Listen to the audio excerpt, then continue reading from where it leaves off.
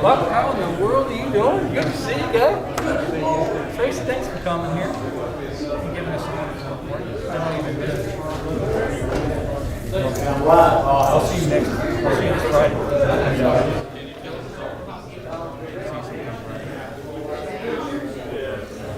It's been going well. That's not good. So I'm gonna cut it off. Hello there.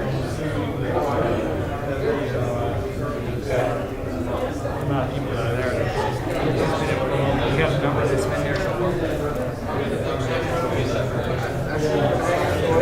You've been shooting.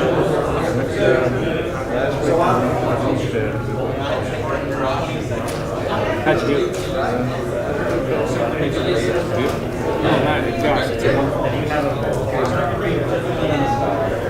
Are you a member there too? Yeah.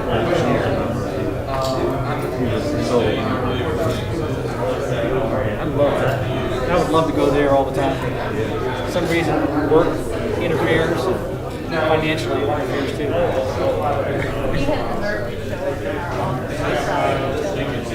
Oh, I think. Oh my God. You didn't bring her back anything whatsoever.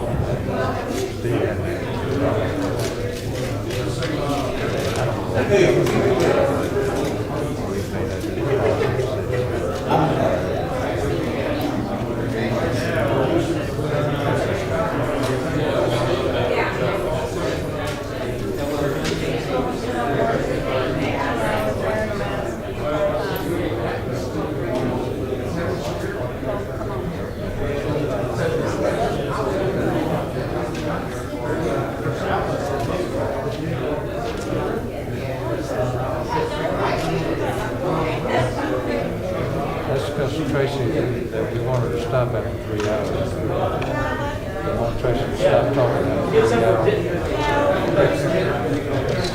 Hey, you told me I had 5 again.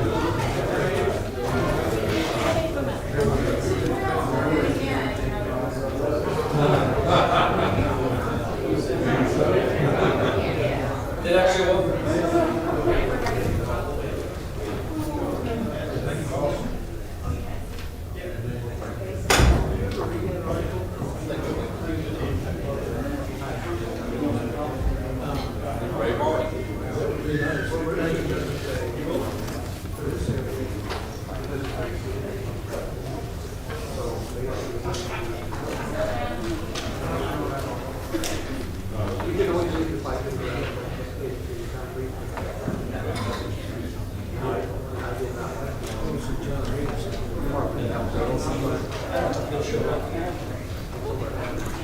Hey, you gotta talk fast. Don't run into my minutes, okay? Don't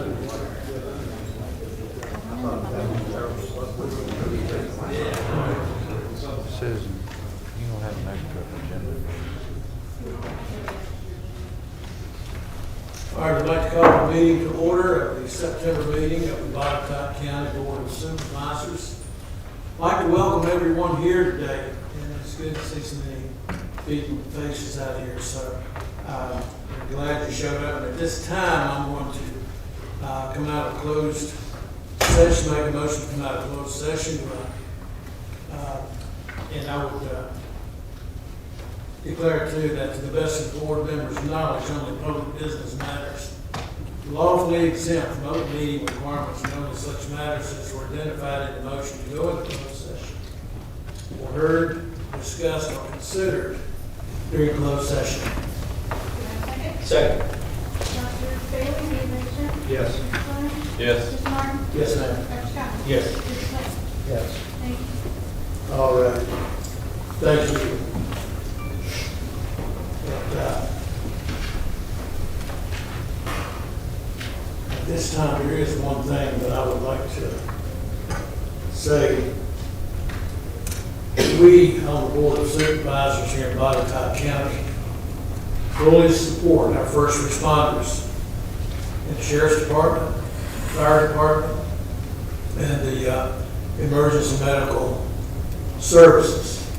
And we have no intent of cutting their staffing or cutting their funds. So I just wanted to make that clear. We've had some questions and inquiries about that. I just want to say we fully support that. At this time, Mr. Sloan, would you lead us in the Pledge of Allegiance, sir? We have to, Mr.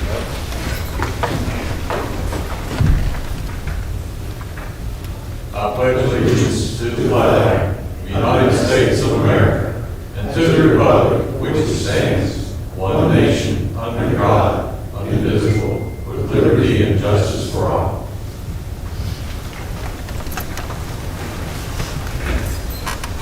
And at this time, we're going to have a moment of silence. As I've said before, our government says we can't end a prayer in Jesus' name, so we can't do that, and we'll just have a moment of silence. If you want to pray or meditate, however you want to do it, you do so. But if you do pray, I'd ask that you would consider us on the board to help us make the right decisions and have an understanding of the issues at hand and to make the right decisions. So if you would, we'll have a moment of silence.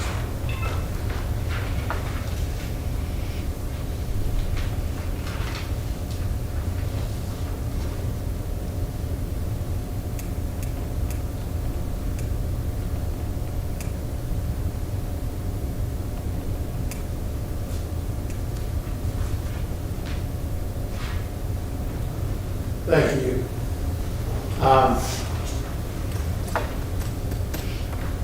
At this time, we have a few presentations she's made. Is John Williamson here? Joyce Kessinger, where is she? Oh, that's back up there. Okay. Joyce, if you come down front, please. Gary, did you want to stand up here too? I thought we'd go ahead and read the proclamations. I'll come down front.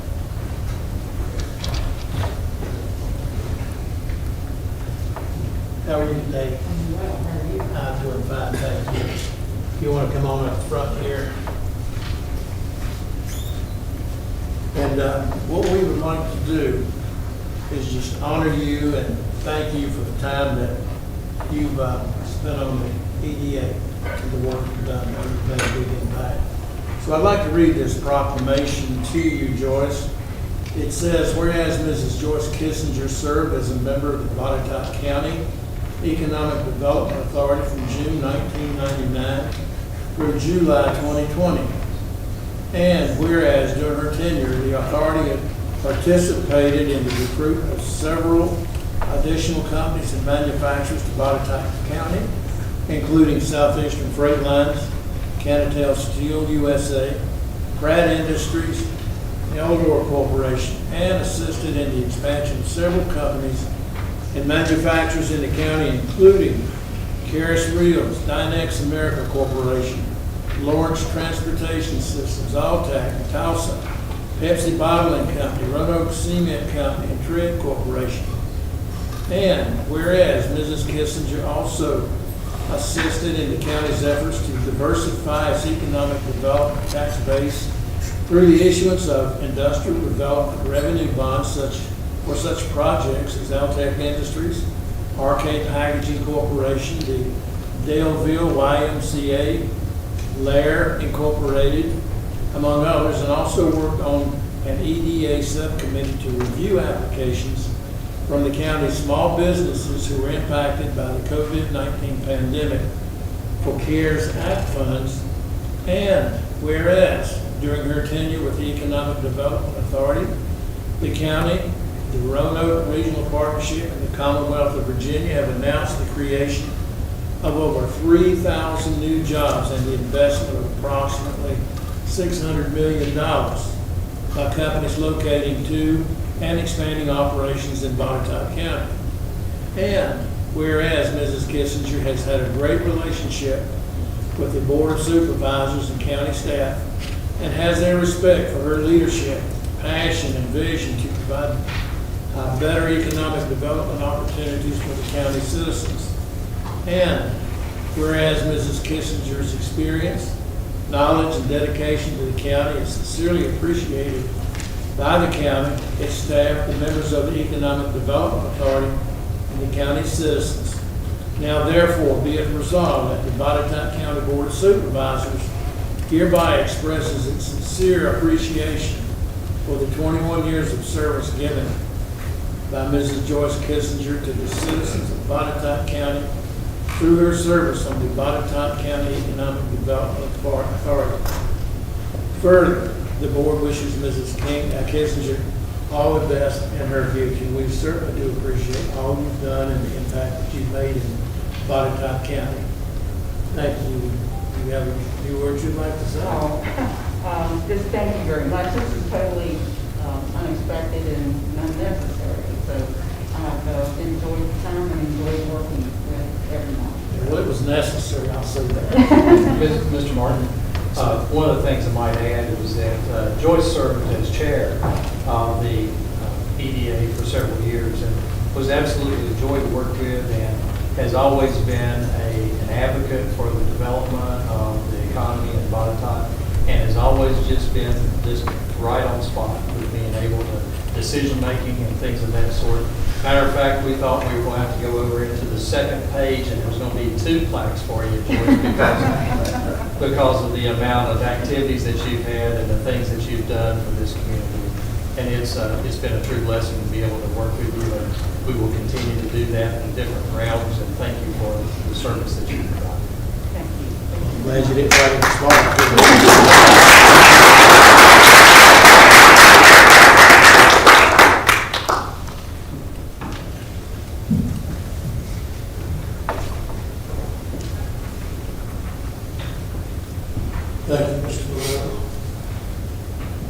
Next, order of business, and John Williams never showed up, did he? Okay. We're going to hold his there. At this time, we have introduction of a new employee. Mr. Martin, yes, we do have an introduction of a new employee. Mr. Dowdy, would you come forward? Appreciate the opportunity to introduce to you Mr. Ricky Dowdy.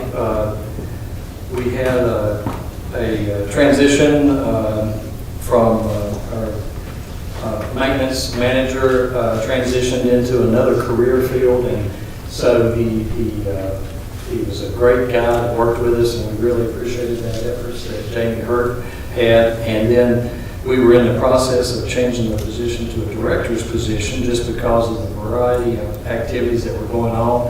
And so ended up looking for a highly qualified director. Ended up coming up with someone that we've worked with in the past for many years and had 29 years of service with as a director of maintenance in another locality. And we're certainly happy to have Mr. Ricky Dowdy with us today, who has came on started yesterday. So today is his whopping second day on the job, and we're just tickled to death that he's here. If I may, Ricky Dowdy has been named the Botetourt County Maintenance Director. Previously, the position was a maintenance manager under Parks and Recreation. The new direction will provide more emphasis on resources to support the Botetourt facilities and allow the Director of Parks and Recreation to be dedicated towards sports, recreation, and other community events. Ricky has 29 years of experience as a County Director of Maintenance in Carroll County, where he improved the county facilities significantly during his service time. Ricky's a certified electrician, has experience managing many projects, and most importantly, managing many people. It will be common to see Ricky working with his team to accomplish the Botetourt priority projects as needed. Ricky has a demeanor of wishing to provide excellent service and to progress the county in an economical way. Ricky held the lead management and construction services positions for projects such as economic rehabilitation of a 700,000 square foot building and grounds for the EDA, saving the county $250,000. Developed a hydro cooler system at the Southwest Virginia Farmers Market from ground up, saving the county $500,000. Built the county community cannery from the ground up, saving the community $750,000. And constructed the county fairgrounds, saving the county $300,000. Those are just a splattering of some of the things that he has as his resume. During Ricky's term as a director, he built a highly skilled team of professionals with skill sets in many trade areas, included ground maintenance as well. Ricky's married to Amy, has 2 children and 3 bonus children, plus 5 dogs. So the 5 dogs are the ones that I'm interested in. Since we've got 2 dogs, but the 5 dogs, we've got a veterinarian right over here, Ricky, if you need services. So, Ricky currently lives in Sylvatus and has owned a lawn care company for 30 years. When not working, Ricky enjoys playing golf and family time. He reported to duty yesterday. He has 2 children and actually has 2 grandchildren. So one of his children actually lives in Roanoke. Just started teaching for the Roanoke City School System, and so very happy to have Ricky to report to work in Botetourt County.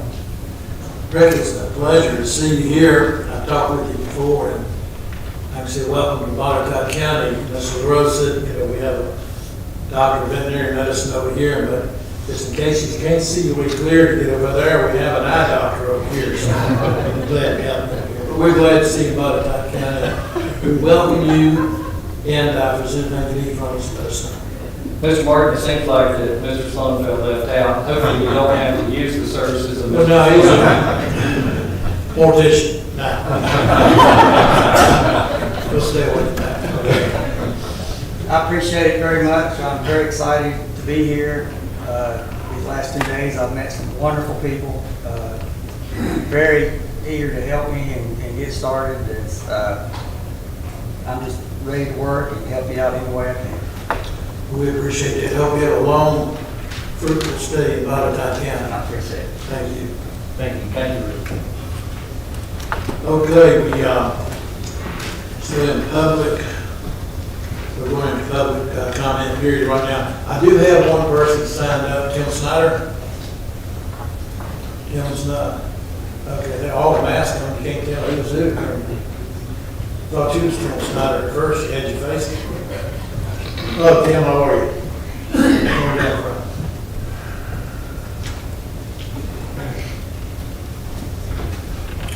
Good afternoon, Mr. Chairman, fellow board members. Thank you for having me here today. I appreciate the opportunity to speak before you. I'd like to take this opportunity to introduce myself. My name is Tim Snyder. I live Scarlet Drive here in Daleville, Virginia, and I serve the citizens of Botetourt County on the Recreation Commission.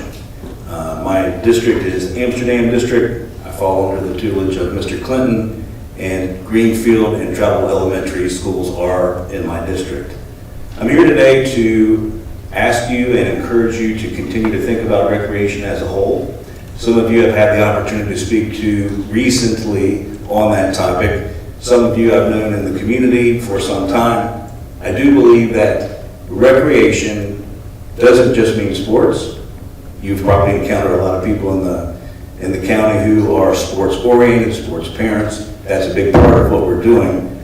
Education, recreation, all those opportunities from age 0 to age whatever, those other opportunities are important as well. I would hope that you would encourage the recreation department and our new head of recreation when that person is brought on. Help us continue to make Greenfield, Botetourt as a whole recreation. Thank you, sir. Thank you. If you need any additional support from the board, just let us know. I appreciate that. Thank you. Okay? Speak something. Mr. Chairman, my name is Pat. Just do, microphone is just coming through. Now, yeah, sure. There it There you is. go. So I might add, Mr. Snyder is doing a great job as the chairman of the Parks and Recreation Commission, and this is all coming at a good time where we're turning things around. You know, as you all know, we had a fair amount of turnover, mostly unrelated issues, but it's an opportunity for a renaissance and an opportunity to kind of restructure what we've been doing with Parks and Recreation. And I think I know we can all be looking forward to some significant changes in that activity and more emphasis. And I endorse what Mr. Snyder just said, and I'm sure the rest of the board will as well. So it had been a claim to fame for Botetourt County for many years, and we may have let it slip a little bit here lately, but we're going to get it back on track. And thank you, Mr. Snyder, for being here to share your thoughts. Appreciate it. Thank you again. Appreciate you. Yeah. We're still in public comment period. Mr. LaRue, did you have anybody else that wanted to? I did not have this. Okay. When do we have the registrar on? Now?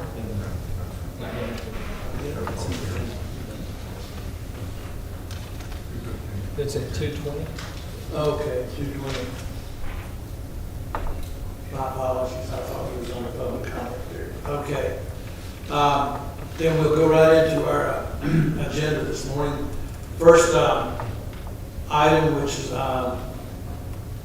we will need approval on, is items 3, 4, 5, and 6, which are under the consent agenda.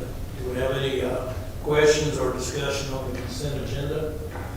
And if not, do we have a motion to approve?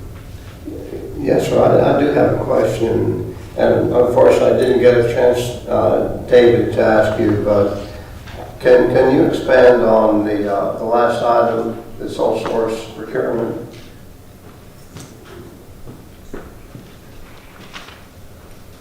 Certainly, Mr. Clinton would be happy to. In your packet, this item is to seek your ratification of a sole source procurement for HVAC services. These are for upgrades and improvements to HVAC equipment across various county facilities. to use CARES Act funding for this. A large part of this work is to install cold plasma generators, which help filter the air in the buildings and have been demonstrated to contain and kill viruses such as, including COVID-19.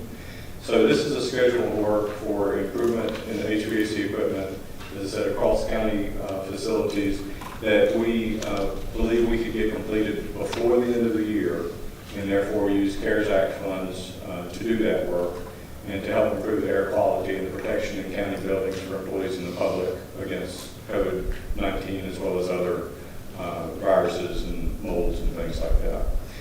The reason why this sole source procurement is required is we needed to use a vendor who was already familiar with the systems, already familiar with the equipment, and could get the work done for us before the end of the year, and there's only one vendor that could do that for us.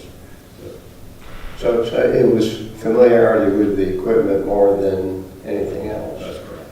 Okay, that makes sense. So when we do a sole source, is that all she wrote, or do we negotiate at all? I mean, we take a price and we work with them, or? Oh, we still negotiate and work with them, and we've done that, and we've completed that process, and we feel good about the pricing that's presented here for you. Okay, thanks. Mr. Clinton, I mean, this came to the CARES committee, and we discussed, what is going to be the process of this, and what about filtration, different type of filtration, UV light, and all those things don't even come close to the plasma generators and the amount of filtration it does do against the viruses, especially the small viruses that we presently are having with COVID. So it is able to contain and eliminate those viruses, especially in the school systems that we need to have. And my problem was, and our problem was, that availability, number one, do we have companies around this area that are able to understand what the plasma generator can do and are putting it in adequately and efficiently? And can they get that done before December 30th? So that was very important to us on our CARES committee, looking at that, and the other individuals in that area that do that. So I think this is a win-win setting for our public safety, for those kids out there. So, I agree. I think that's a real plus for Botetourt County. I really do. Are there any other questions, discussions, or comments concerning the consent agenda? If not, do I hear a motion to approve? So moved. second. Okay, we have a motion and a second. All in favor, say aye. Aye. Motion approved. We'll go to item number 7. Ask Mr. Zarella if he would come forward. This is approval of the additional appropriations.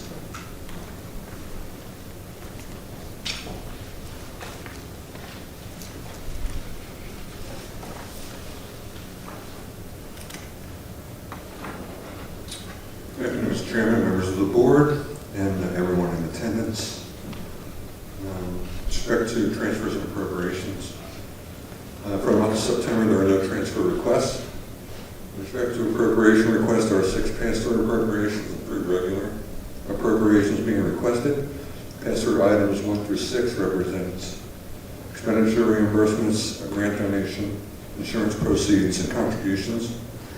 As for the regular appropriations being requested, item 7 is for working capital for the EDA. The transfer payment is included in this month's accounts payable for that. Item 8 is for payment of 2 FY20 bills. And item number 9 is coverage for upcoming professional services, invoices relating to the West Center Drive road project. It's roughly requested that these appropriations be approved by the board. Are there any questions? Under regular appropriations, item number 7, additional appropriation in the amount of $30,000 to transfers to EDA. These are funds to support EDA operating expenses. Is this a one-time payment for the whole year? No. Typically, the revenues that they receive are pass-through in nature with respect to economic incentives and such. So they do have a budget transfer to EDA. At this point in time, their working capital is low, so there's the need to send them some funds for just everyday expenses and for bills that typically come on every month. Okay, do we have any other questions or discussion from the members of the board? Okay, if not, we'll go to agenda item number 8. Mr. Zarilla, you have that also. Mr. Chairman, I'm sorry, number 9. Mr. Chairman, I need a motion. Motion and approval. Number 7. Okay, do I hear a motion to approve? So Second. Second. Okay, we do have a motion second to approve. All in favor, say aye. Aye. All opposed? Motion carried. Okay. Now we'll go to agenda item number 8. Mr. Zarella, you have that also. Thank you, Mr. Chairman. Total expenditures being requested for approval for September for the general fund, including debt service and all other funds, is a combined $1,397,151.95. Payable disbursements of note for the month are as follows. Under Traffic Safety Program, $50,625 paid to Axon Enterprise for 25 tasers, cartridges, and battery kits. Under Technology Services, $117,500 to SHI International for annual Microsoft licensing for servers, Microsoft Office 365, client access licenses, database management, and digital messaging.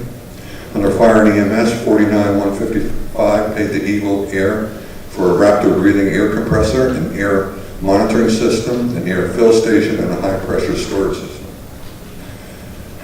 Under transfers to EDA, $90,656 paid to the Economic Development Authority of Botetourt County as a pass-through of state grant funds to reimburse Craig Botetourt Electric Co-op for expenditures for the Botetourt 2019 broadband project.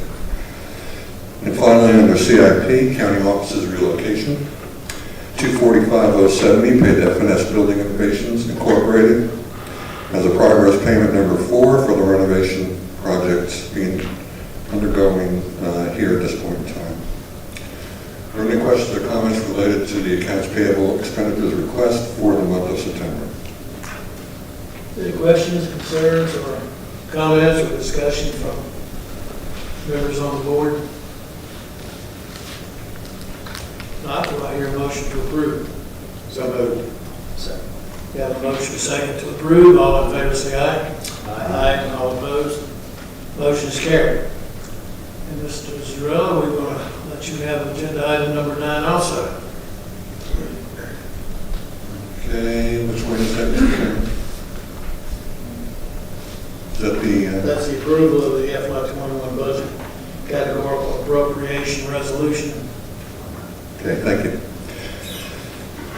When the Board of Supervisors adopted the FY21 budget last June, a partial appropriation of the budget was approved as the plan was to appropriate the year's budget in stages, with few exceptions. Approximately 30% of the county budget and 18% of the school budget was appropriated in the first stage, with the second stage of appropriations currently planned to take place this month. Therefore, this agenda item concerns itself with the next partial appropriation of the FY21 budget. The standard appropriation this month will bring the cumulative partial appropriation to 55% of the adopted budget for both the county and the school budgets. With respect to non-operational portion of their budget, the self-sustaining funds and other discrete portions of their budget, the school budget will be that portion of the school budget will be appropriated in the full balance of their budgets. With respect to the county budget, there will be few exceptions to the 55% standard, such as debt service and certain CIP projects. The total partial appropriation in the FY21 budget for consideration is $35,793,746. With that, staff recommendation is for the board to approve the FY21 budget categorical appropriation resolution as submitted. Are there any questions? Question from the board members. Mr. Chairman, I have Yes, sir. just a point of clarification. This is for what period of time? This would be approved this month for potential use for the next 3 months. Okay, so it's quarterly. Yeah. Well, what confused me is at the top of the detail, it says September 2020 partial appropriation. Yes. It's being done in September, but it's for Q3, right? It's quarterly. We did one in June for July and August, and this this month of September. Now, this one we're doing in September is to carry us forward to the next quarter. Yeah, okay, well, Q2 then, yeah. So Okay. it's September. Right, for a quarter, yeah. Okay, so September just means, It's the month that it's being appropriated, that's all. yeah, okay.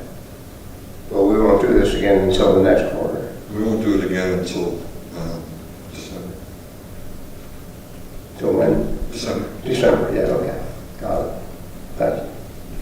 Any more questions or discussion from anyone? Not, do I hear a motion to approve? Move for approval. Motion and a second for approval. All in favor, say aye. Aye. All opposed? Motion carried. Thank you. Mr. Zarella, I believe you have one more, a public hearing on an amendment to the FY 2021 county budget regarding receipt of additional monies from the CARES Act of 2020. Thank you, Mr. Chairman. This public hearing concerns itself with the need to amend the FY21 budget and request an appropriation of recently received funding from the CARES Act of 2020. This public hearing was duly advertised in the Fincastle Herald on September 9th. The agenda write-up in the packet provides a background in terms of how the CARES Act funding developed and when the Commonwealth shared these funds with cities and localities based on respective FY19 population figures. Patuxent County received its first share of these funds on June 1st, 2020, in a total amount of $2,915,679. The county then received its second round of CARES Act funding in the same amount on August 17, 2020. Also included in the agenda write-up are guidelines for spending these funds and span of time that the allowable expenditures must be incurred, with that period being March 1st, 2020 through December 30th, 2020. This appropriation request is to bring forward the second round of funds to be utilized in the FY21 timeframe from March through December 30th. Therefore, staff recommendation is as follows. Hold a public hearing on the $2,915,679 proposed amendment to the 2020-2021 Patuxent County budget and allow any citizens present to speak. Number 2 would be to close the public hearing and approve the proposed amendment to the 2020-21 budget in the form of an appropriation in the amount of $2,915,679 to fund 260 CARES Act of 2020. Okay. Any board members have any questions for Mr. Zarella before we get into the public hearing? Okay, if not, I'll open the public hearing. I don't have anyone signed up to speak. Is there anyone that would like to speak? Yes, ma'am, in front if you would.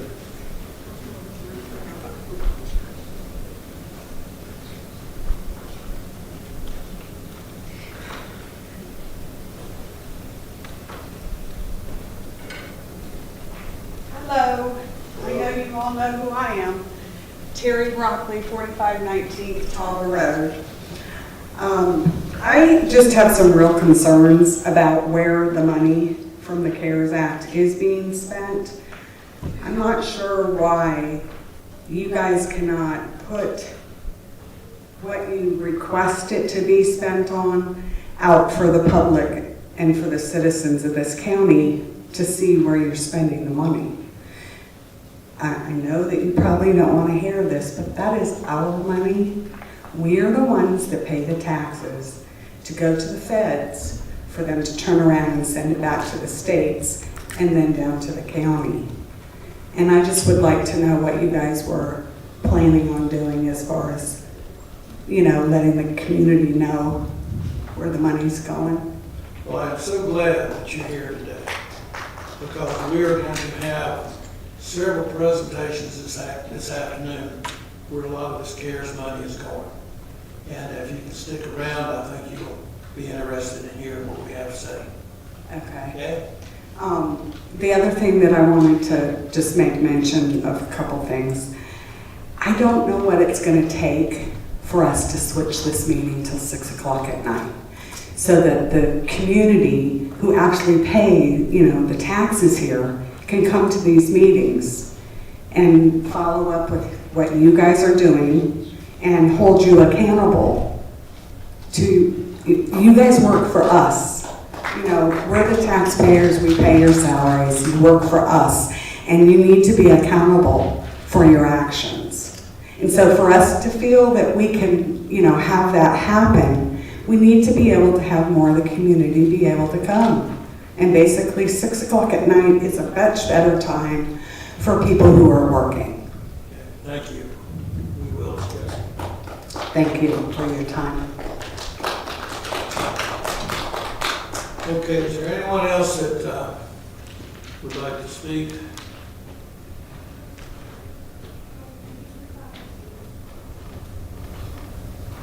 We approve this. Yeah, I know that. But this time I'm going to close the public hearing and ask the supervisors if they have any comments or concerns on this. Yeah. And at this point, I'll go ahead and move for approval. So moved. Give me a second. Second. Okay, motion second to approve this. All in favor, say aye. Aye. All opposed? Okay, the motion is carried. Okay, next agenda item.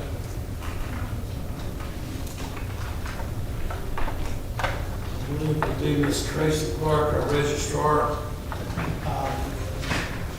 for the county, and she's going to give us an update on the November 2020 election. Ms. Clark.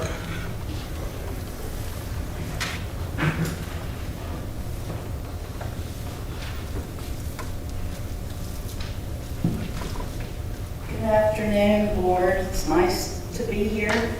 Thank you for having me here to share with you a little bit of what we call the craziness of the election world in 2020. In the election world, we all knew that 2020 was going to be a little crazy. Presidential years are always that way. But we had no idea that on top of presidential primaries, regular primaries in June, and then of course the November election, that we would also be faced with a pandemic or a General Assembly special session where lots of election laws were being changed less than 60 days before the election was to take place. So because of all those issues, we've had to not do our regular preparation because we didn't really know what we could and could not prepare for because of all the unknowns. So we're playing a little bit of catch up now, as well as dealing with the early voting. But things are going smoothly. And so I'd just like to outline a few of the changes to the election laws that took place beginning July 1 of this year, which will affect our Botetourt County voters. One of the ones that most everybody has heard about is that a photo ID is no longer required. Voters do still have to show an ID of some form. They can use their driver's license. They can use a U.S. passport, military ID, school ID. They can also use a current bank statement, utility bill, government check, a paid check stub, as long as they have their full name and their current address on there. If they do not have a form of identification on them when they come to vote, they are allowed to sign an ID confirmation statement, which under penalty of a felony, if they are falsely saying they are who they say they are allowed to sign that statement and then go ahead and vote. The other thing that is a big popular item that started this past Friday is early voting or no excuse absentee. Previously in Virginia, there was a list of 14 reasons that you could vote absentee 45 days before the election. Being out of town, a disability, things of those nature was what was required. That went away as of July the 1st. So beginning this past Friday, September the 18th, was the first day of early voting. We processed 153 voters on Friday. We processed 154 voters yesterday. And by noon today, we had already processed 97 voters. So that's 404 folks since the beginning at 8:30 on Friday morning. Early voting takes place in our office at 2 East Main Street in Fincastle during the regular business hours of Monday through Friday, 8:30 a.m. to 4:30 p.m. The deadline for in-person early voting is Saturday, October the 31st at 5 p.m. Our office will also be open on Saturday, October the 24th and Saturday, October the 31st during regular business hours to accommodate those voters that aren't allowed or able to come in during the week. The other thing that everybody has heard about in the news is the vote by mail ballots. On Friday, we mailed 1,999 ballots out. That's our first mailing for this election season.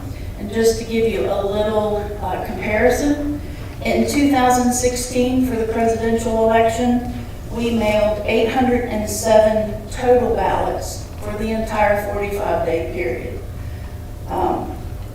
In 2016, we had 1,028 total voters who voted in person, absentee, in our office. So you see the first mailing was well above what we handled the entire 45 days in the last presidential election.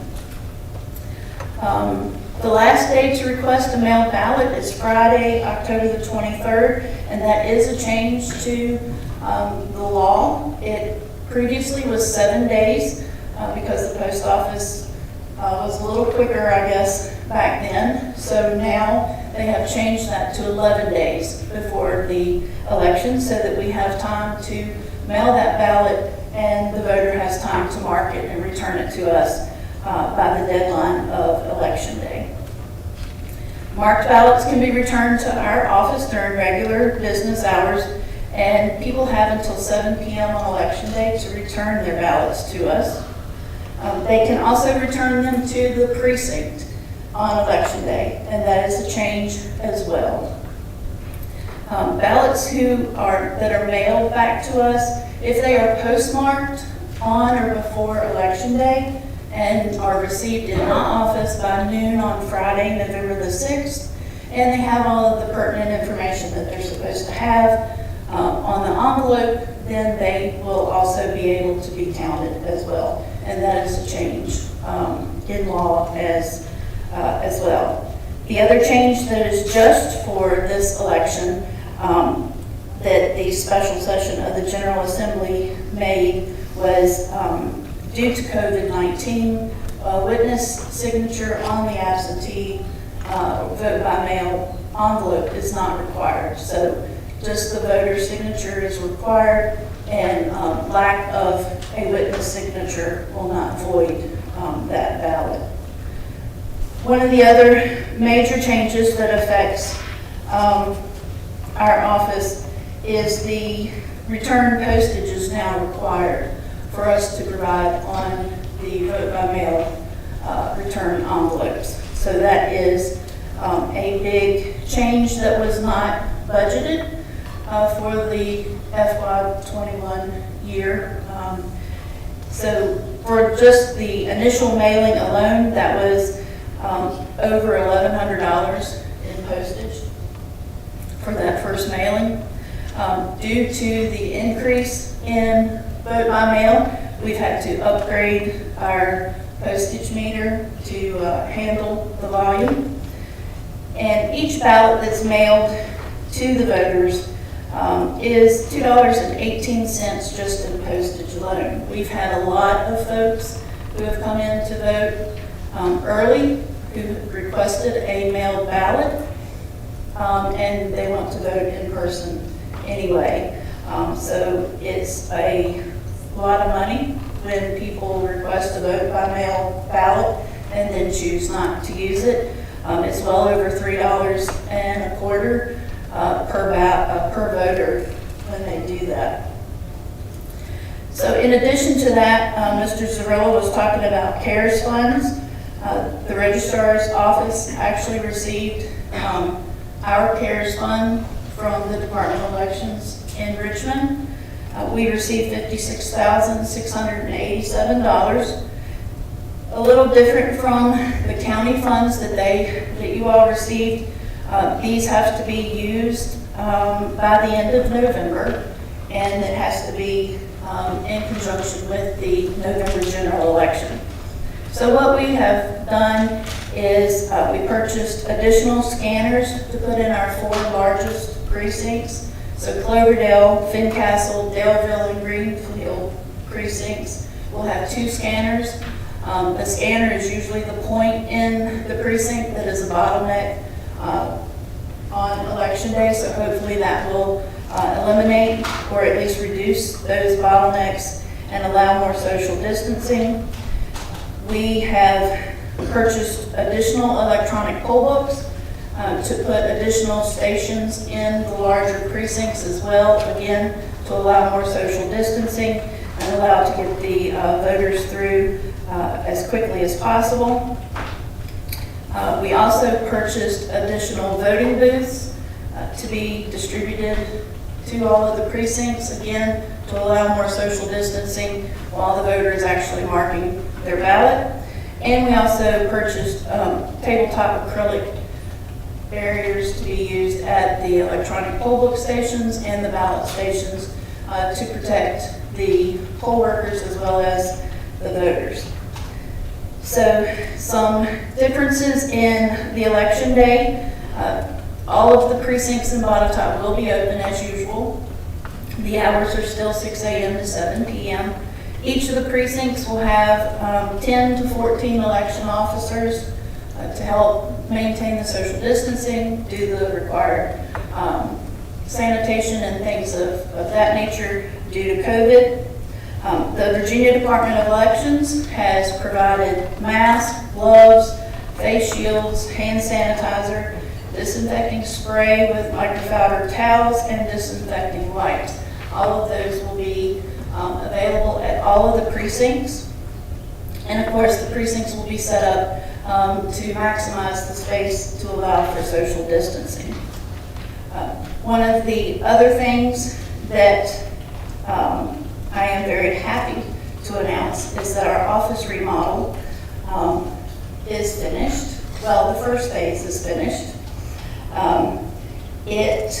I think we have, I think Jason has some photos to share with you all.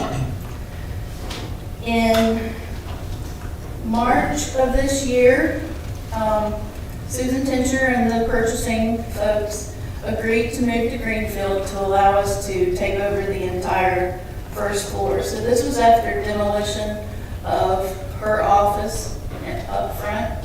Looked like a really big space when this took place. And then some of the work began. We had to put in a new handicap ramp at the front door there. So in order to do that and have the correct rise and everything, we had to remove the exterior door, which has caused a little confusion for voters because they're looking for the door that's not there. But we do have a new interior exterior door. And then also the floors are the original floors to the old post office. Our office used to be the old post office. And so they probably date back to the early 1900s. And so we were fortunate enough to be able to get all of the staples and nails and things out in order for the folks to be able to refinish those floors for us. This has allowed a lot of extra space for early voting. The voters come into the front door and they come up to the countertop. We have the necessary posters that are posted for the voters that are required by the Code of Virginia. Once they go to the counter, they are checked in. They then get their ballot and they go to the voting station. Once they've marked their ballot, then they will go to the scanner that we have there, and then they are able to go back out the front door. We've had lots of folks talk about and comment about how nice the space is. It is working well for our staff, and so we appreciate the board and the county working with us to get that taken care of. So it's a very nice space. And we're looking forward to phase 2, which will open that space into our current space that we have in the back that would make it a little more efficient. So. Well, thank you. That really looks nice, the way they've remodeled it. Those floors are beautiful, aren't they? Yeah. It really looks good. It really turned out nice. Are there any questions from Ms. Clark, from any of the board members? Yes, sir. Yeah, thank you, Chairman. Tracy, I'd just like to say thank you for all you're doing. I know it's been a trying year, and you're right into the thick of it now. I'm glad this was able to get done. I think we used about $140,000 of CARES money towards your project there. I think that's important for people to understand. That's one of the uses. It's a positive impact on the voters in this county. I'm glad to hear it's working out. A super important process, as you know. Again, thank you and your staff for all you're doing. Thank you. Yes, it would have, our current space that we had prior to this renovation would not have been a good situation for the numbers of early voters. Yeah, we had that conversation, and I'm glad this is working out for you. We're happy it's got to this point. Thank you. Thank you.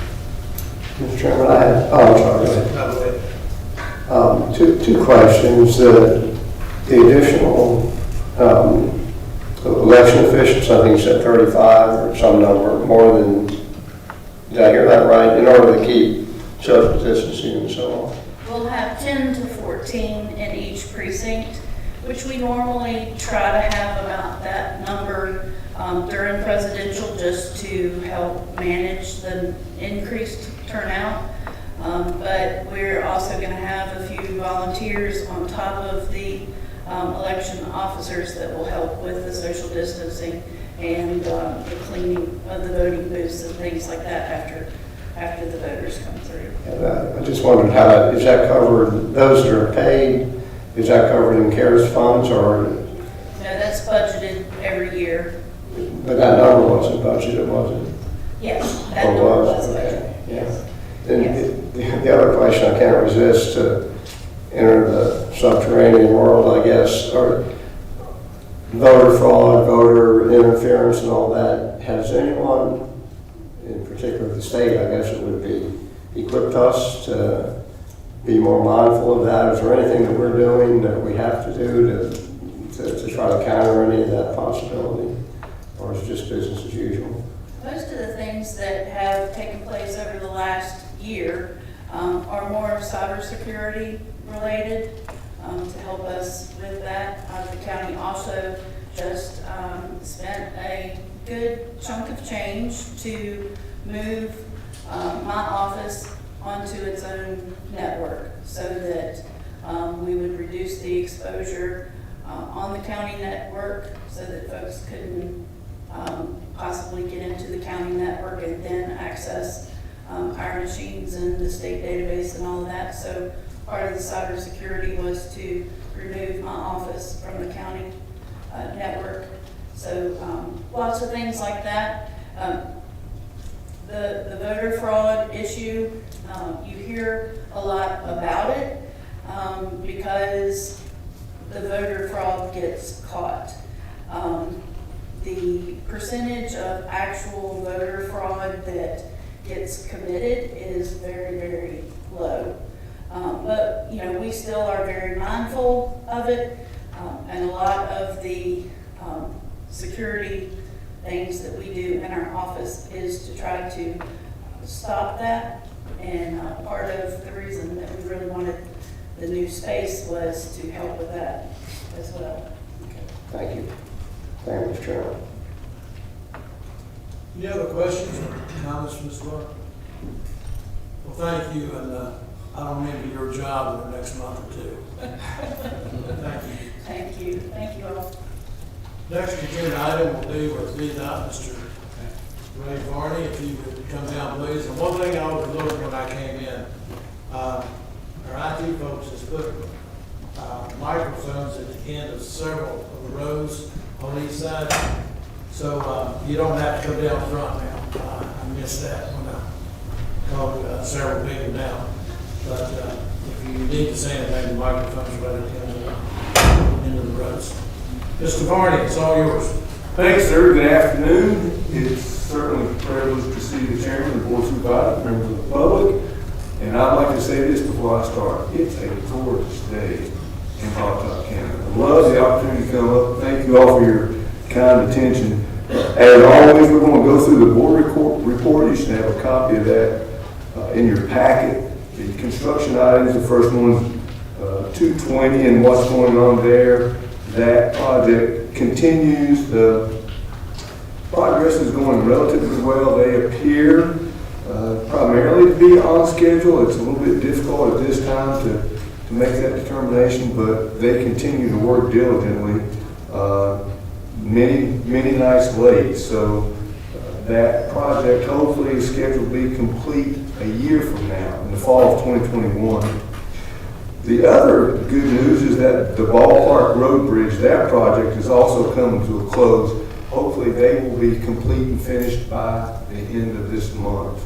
That's a little bit behind schedule, but as you remember, there were some issues that we had to deal with the contractor and access and so forth. So the contractor is making relatively good progress there. On Interstate 81, up in the S-curve, there's some work going on, particularly southbound. We're going to close a ramp, do some other work in that area as far as paving and improving the integrity of that pavement in that area as well, and working on the surface.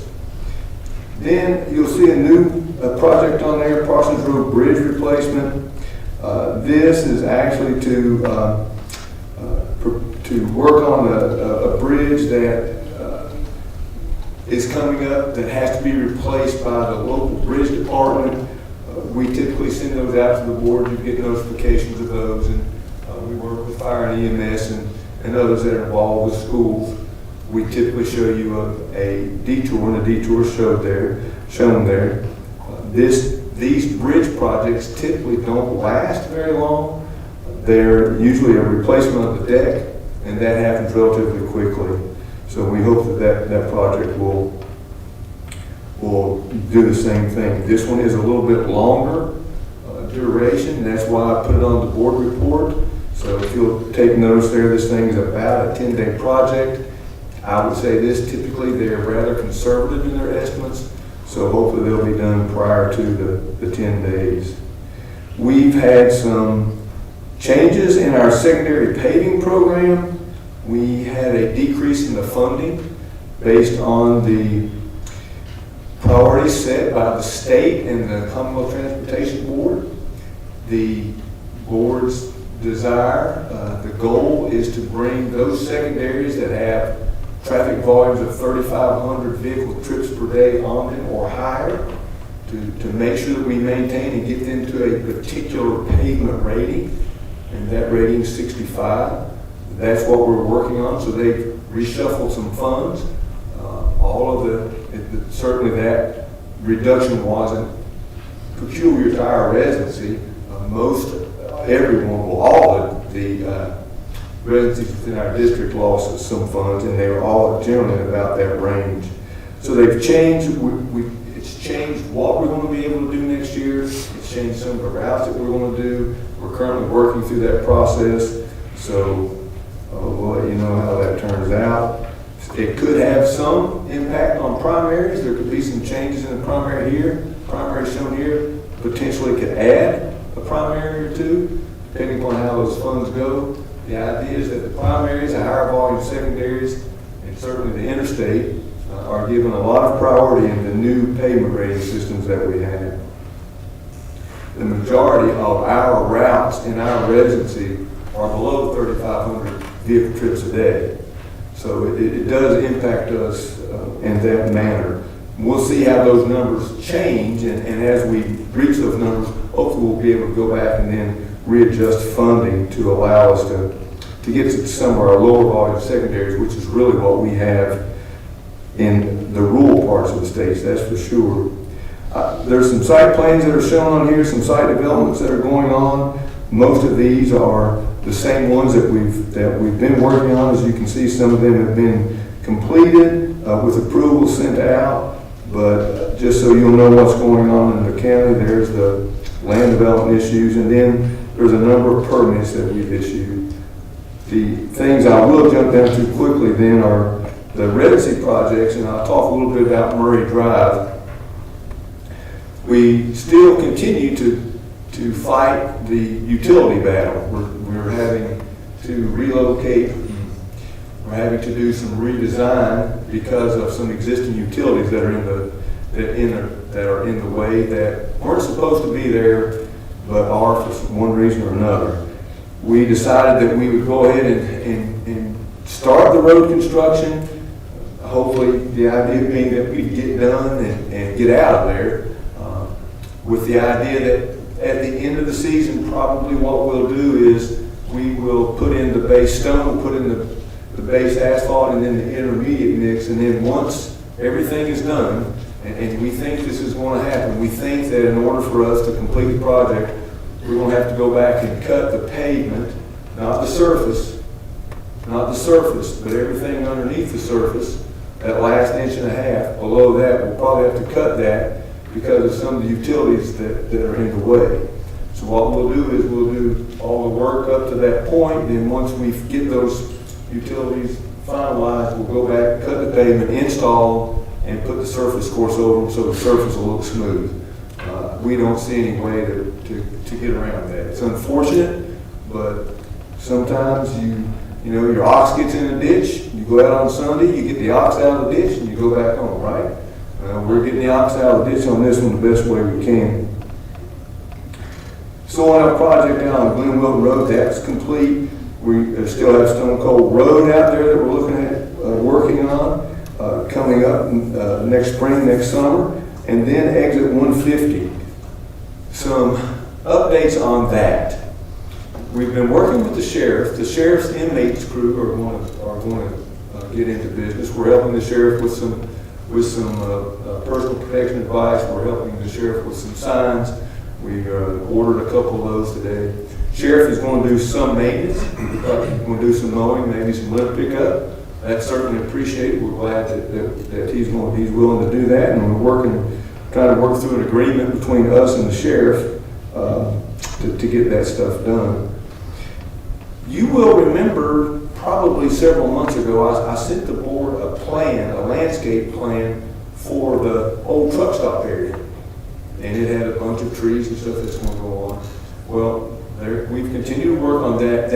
That project should go to the procurement people today or maybe tomorrow. That will go out for advertisement. The goal would be that prior to likely the end of November, the plan will have started, which would include those linear planting beds with the trees in them, with some soil amendments in those, and then the actual tree planting. Some of the tree planting may occur this fall. It's likely that a lot of it will occur next spring, but that plan is in motion, so that should happen by the end of next spring. Should be complete.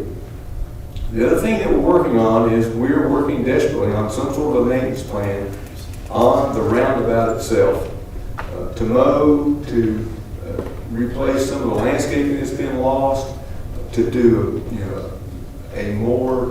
to do maintenance there more often in a different manner than we normally do. So we're actually going to put together a contract to do that work. Hopefully that will provide some of the needed improvements in that area that I think we all are interested in seeing done. The 460 arterial preservation plan, the draft report's now complete. They sent it out to us. We've been taking a look at it. That should come out relatively soon. And then, as you can see, the area headquarters, there's just lots of stuff going on out there. Shoulder work, brush cutting, patching, ditch work, just myriads of work, pipe replacement. And the other thing that we're beginning now is preparation for snow and winter. So those things are things that we live with every year. That's a quick run through of the board report. I don't know if you have questions about any of those, or I don't know if there's particular items out there that you become aware of that you would like to share. Be glad to take those items back and work on them. If not, you can always, you know how to get hold of me. You know how to get hold of me. So is there anything out there I can help you with? Well, I don't have any, let's start with, Ready to go? Yes, sir. I've got a couple. Thank you. The first one, the 300,000 reduction in resurfacing secondary. Can you put that in perspective? 300,000 out of what number? You know what the... Our total number, if I remember correctly, for all pavement types was in the $5 million range. For the secondary. For who? For lifetime? For our residency. For the residency. For our residency. The 300,000 is for the residency also. And that $300,000 came out of the residency total. Okay, so 300,000 out of 5 million. Okay, so it's not a real big deal. Percentage-wise. Percentage-wise, I'll agree, Mr. Clancy, but a lot of that, the thing that concerns me is that a lot of that, those dollars are really directed toward the lower volume secondaries, and we have far more of those than we have the higher volume. So it does concern me, and as a matter of fact, I would imagine that there's not a single rural resident engineer in the state that doesn't have some concern over that. Those are the ones we get the most questions about. The higher volume secondaries, we generally do a relatively good job on those regardless. So we're, we understand why. I'm not complaining about what it is. It's just that at this point in the game, it's really a hard thing for us to turn around and make these adjustments. That's one of the hardest parts for us. So now, again, there's other things going on, and they're moving that money to do other pavement work, so it's not like overall we're losing pavement, but on our secondaries, particularly the lower volume secondaries, that's where it hurt us. Yeah. Yes, sir.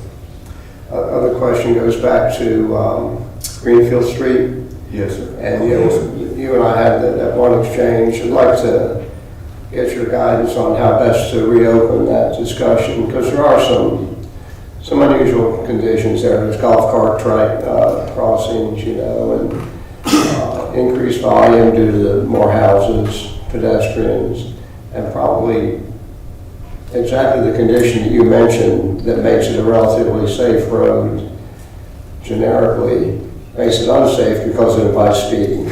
So what's the next step to try to get some more attention on that? What we can do is if that was my preliminary analysis based on the way a full-scale analysis would be done, I'll go back and ask the district traffic engineer to take a look at it. We'll see what the district traffic engineer, what they come back with. They're really the only one that has the authority to reduce a speed limit, to change the speed limit. That's not really, I don't have that authority.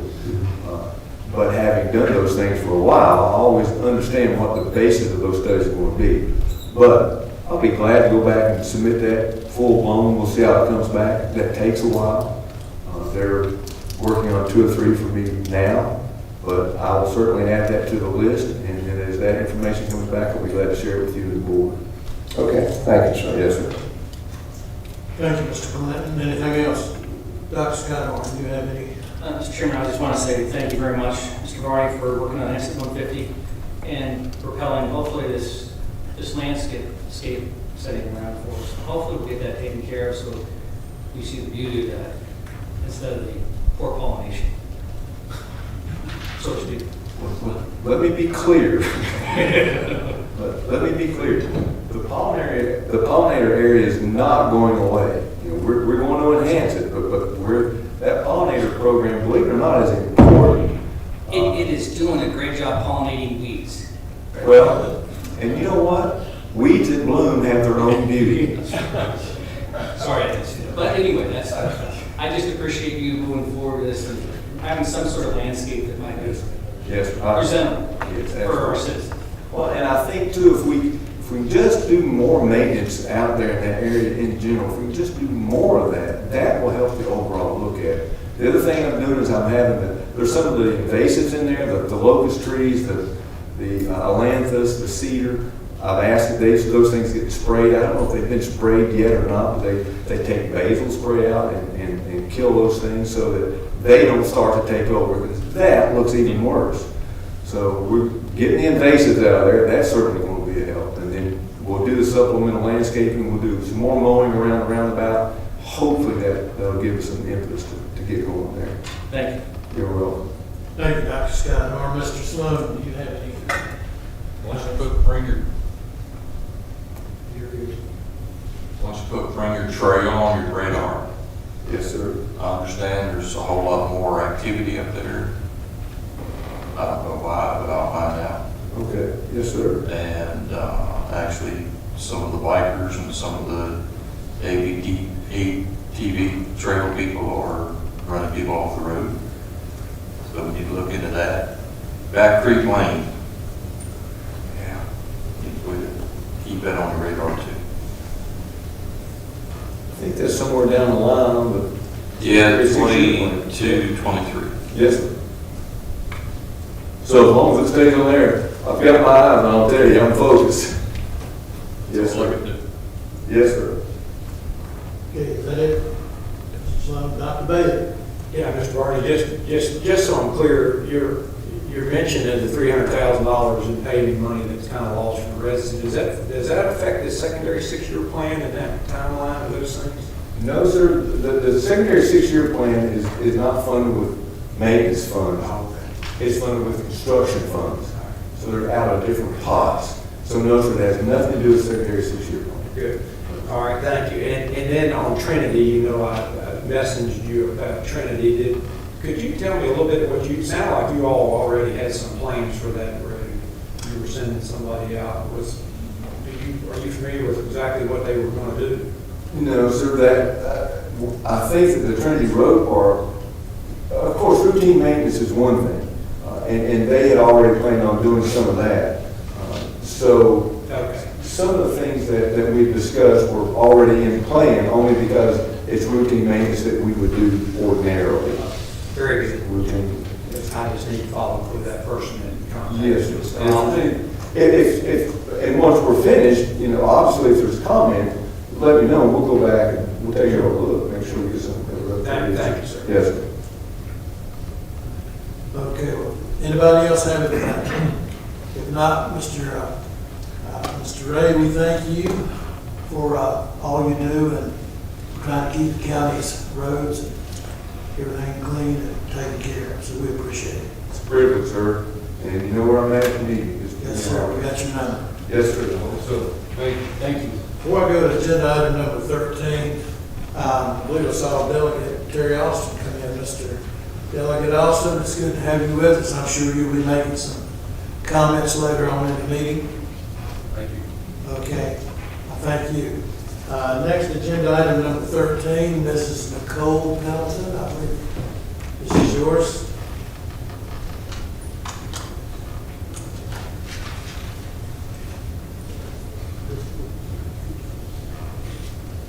Mr. Chairman, number 13 and 14 were tabled by the Planning Commission, so no action is necessary at this time. Both were tabled. Yes. Thank you. Bless you. Thank you. Then we'll go to agenda item number 15, and after this, we'll take a short break, but I'd ask Mr. Gibbons to come down and talk to us about some proposed amendments on erosion and sediment control. Good afternoon. As you know, we had a stormwater committee back in 2018, and it was formed to discuss challenges of the county that the county encountered during the wet weather that the region experienced 2017, 2018, and continued in 2019. And committee is composed of local engineers, developers, board members, and county staff. The committee discussed several issues that had arisen repeatedly and were of a significant impact to the county in recent years, and provided recommendations to address the issues that were discussed. Over the course of several meetings, the committee identified action items such as education and outreach, policy and procedure changes, code amendments, and fee schedule considerations to address current challenges to effective implementation of stormwater management throughout the county. These issues and recommendations were included in the final report presented to the board in October 2019. Staff presented a progress report at the August board meeting, and the report included recommendations for text amendments to the county code. These amendments include revisions to the definitions of an agreement in lieu of a plan and land disturbing activity to require the yard surety before a certificate of occupancy or CO will be issued for single-family resident projects if the yard is not established and stabilized at that time, to require agreement in lieu of a plan and a plot plan of single-family residence, construction sites that disturb more than 10,000 square feet of land, and to require single-family residential projects with drainage structures located within drainage easements and or VDOT right-of-ways to submit a drainage plan to verify capacity adequacy of the drainage structures. These amendments, I think you'll have an attachment there. They were reviewed by the county attorney, and if approved, they would be effective today. And I would ask you now if I can go ahead and present these proposed amendments and answer any questions. And then after that, I recommend to open a public hearing and allow anybody, any citizen to speak, and then close the hearing, adopt the proposed amendments to Chapter 10, Erosion and Sediment Control and Stormwater Management. All right, do any of the members of the board have any questions for Mr. Gibbons before we go into a public hearing? I can present them right now if you want to take a look at them. Oh, okay, that'll be fine, go ahead. Okay. The changes are in red, and basically the definition of agreement in lieu is in red is to add the non-residential construction that disturbs between 2,500 and 10,000 square feet to the definition, and also at the bottom also means a contract between a plan approving authority and the owner that specifies conservation measures that must be implemented in the construction of any land disturbing activity except the construction of a single-family residence that disturbs between 2,500 square feet and 999,000 or 10,000 square feet.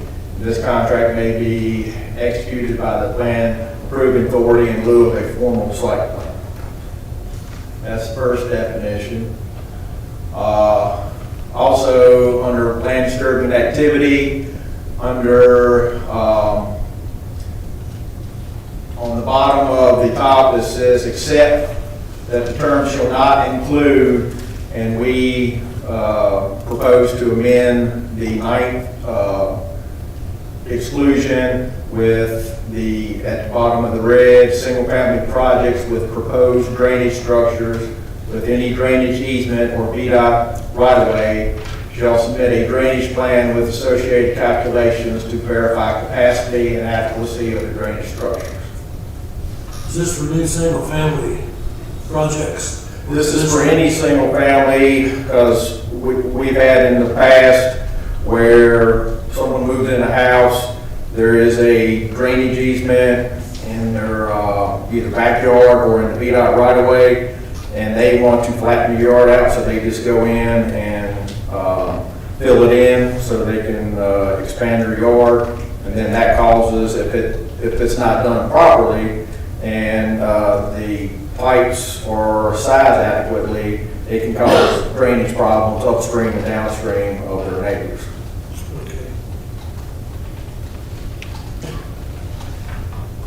And under 1029 bond, added the language of a CO will only be issued for single-family residential projects prior to having a yard established and stabilized with seed mulch when a yard surety is provided to the county. And the yard surety will be based on a reasonable amount agreeable to the program administrator.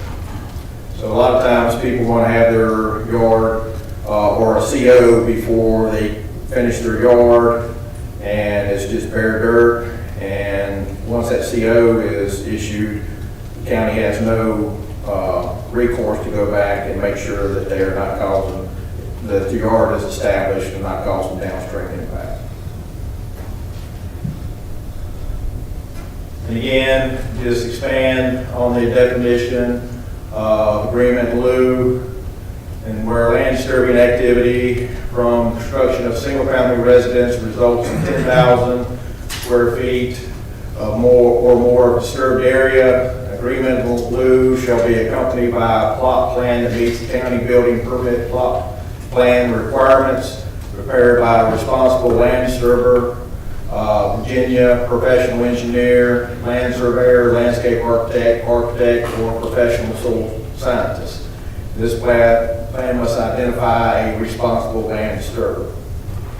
The county may require additional information or may decline to execute an agreement in lieu of a plan and may require an erosion sediment control plan in instances where the sole discretion of the county is necessary to properly protect downstream properties or the environment.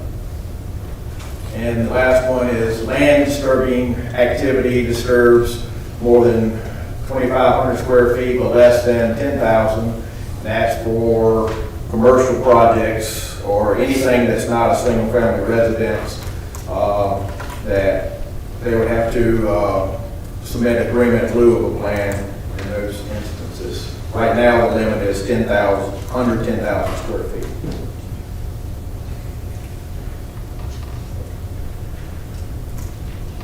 Again, let's see, stormwater management, permit requirements, the exemptions under single-family residence separately built and serving less than 1 acre and not part of a larger common plan of development or sale, including additions or modifications to existing single-family detached residential. That's exempt. However, single-family projects with proposed drainage structures with any drainage easement or VDOT right-of-way shall submit a drainage plan with associated calculations to verify capacity and adequacy of the drainage structures. And those are the proposed amendments. So if you have any questions, I'll be happy to answer. Yeah, the board members have any questions, Mr. Clinton? I have a couple of questions. After having looked at this a dozen times, I'm sorry, but every time that my head was different. Can't hear you. Now it's on. So I have looked at it several times. It seems like every time I see something different out of it. I just wonder, without getting into all the details, is it reducible, like you have lots of time, I know, but is it reducible to a flow chart of some kind, if this, then that? Because there's so many qualifications in these various subtexts. Yeah, we definitely can work on that. We do have some literature or bulletins that we give to people now that if they're coming in to build a single family residence, if you know these requirements, you have to get say a construction general permit, which is something totally separate than a land disturbance permit. So we have that already, but we can definitely expand on that and include some of these items as well. We're going to have a lot of literature to provide, especially after this, for single family, especially single family contractors coming in applying for building permits. Yeah, okay. The other more pointed question, I guess, is what is a qualified land disturber? It is it's a RLD is what it's commonly referred to. Basically, anybody that is a grading contractor, most of the time they are certified under DEQ, Department of Environmental Quality, as a responsible land disturber. It's an online course. It don't take long to do, but most grading contractors are an RLD, or they have someone in their company that is an RLD. And that just gives us a contact person to go to when if there's an issue, that we can talk to them and say, hey, here's an issue, this needs to be cleaned up. And it's a certification through DEQ. Yeah, okay, thank you. Okay, Dr. Scott Horn. Mr. Sloan. Dr. Davis. No, I'm good. I think Steve got the one I was wondering. Okay. All right, then, at this time we'll open the public hearing. I don't have anyone signed up to speak. Is there anyone here that would like to speak on this? If not, I'll close the public hearing and we can just discuss this among the supervisors. What we need to do is adopt these proposed amendments to Chapter 10. Any further discussion on this? If not, then I'll take a motion to. Yeah, I'll say that David and Nicole and the staff and contractors from around the county have been working on this for a long time, and I think it's a good piece of work, and I would move for approval. Thank you, Mr. Clinton. Very well said. Second, Dr. Scott Horn, any question? All in favor say aye. Aye. All opposed, no. The motion's carried. Thank you, Mr. Gibbons. If we could, let's take about a 10-minute break, and then we'll come back. And Mr. Whitman, it'll be your turn.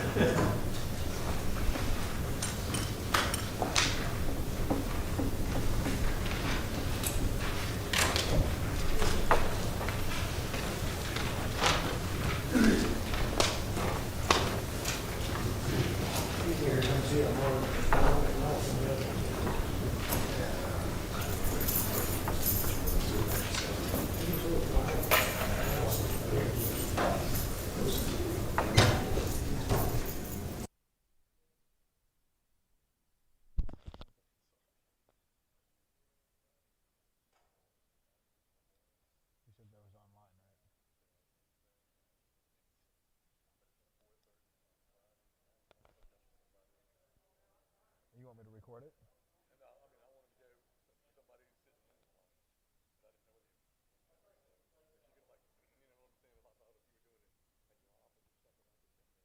Oh yeah, I could do that. Friday at 4:30. Friday at 4:30. You want to record it?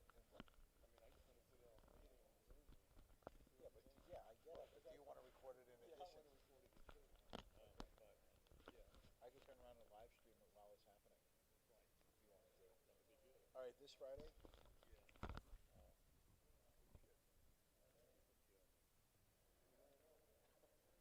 I am. No, I did it to myself. One second.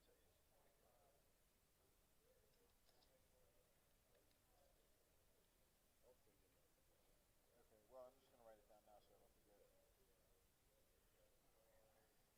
Almost October, unbelievably. So that's this Friday the 25th? All right. And this is because you're on the committee that you have access to, or any citizen?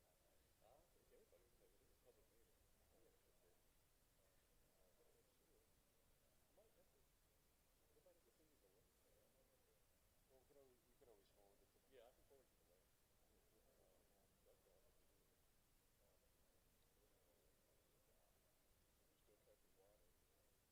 Oh, yeah.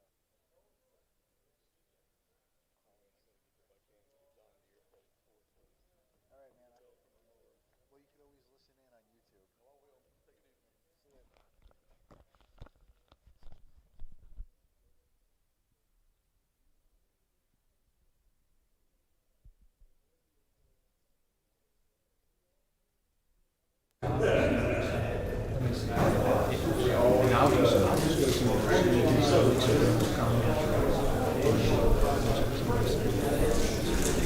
In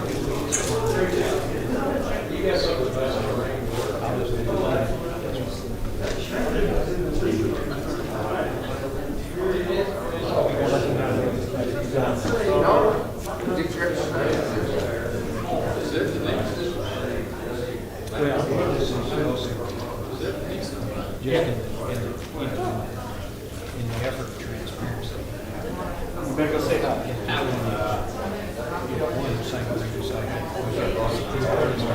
They may want you back up there. Back in, Jennifer Eddy.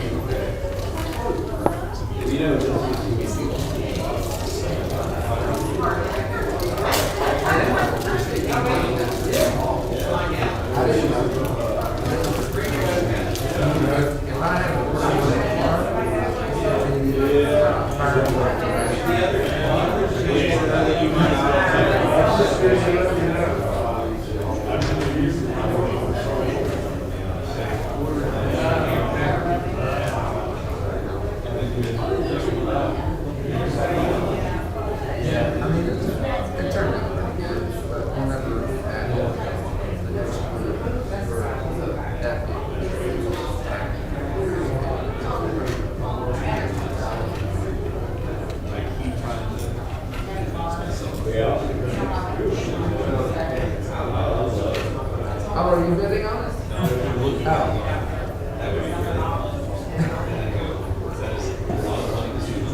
The last sold on Deputy, which was the longest of the 2021. Wrong.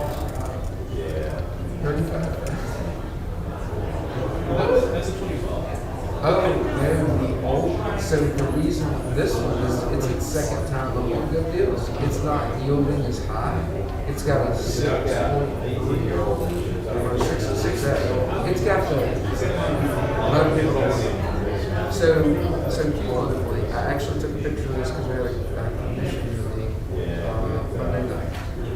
And you know how we established the capital reserve fund last year? So the sale outright eligible to get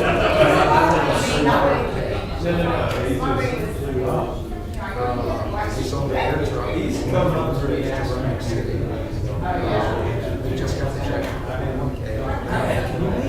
Then ambulance, 35. Old.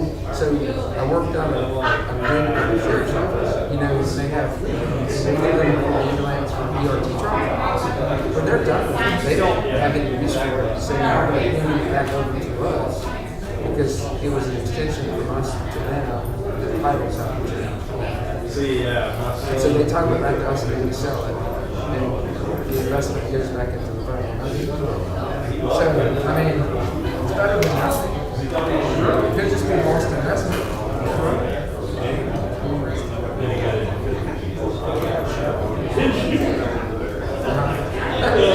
I own the Chevy. So that, I got my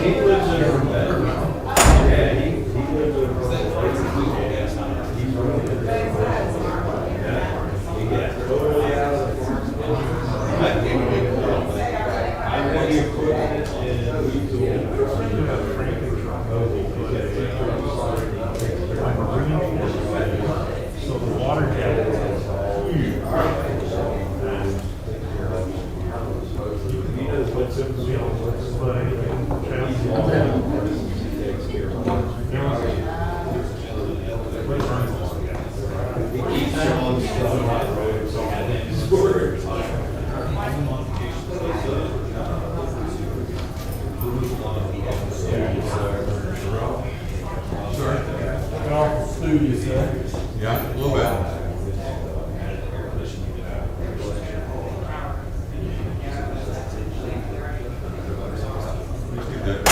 How's it going, man? Busy as you can see with the computers.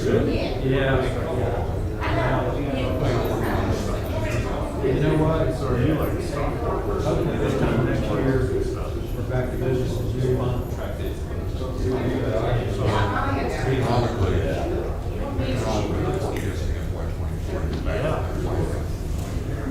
Well, I'm just talking about what their activity was.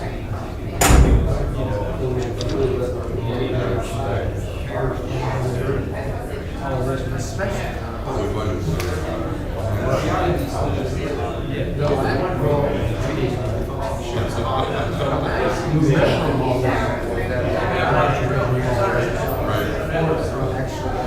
Well, you might be getting some business with $5.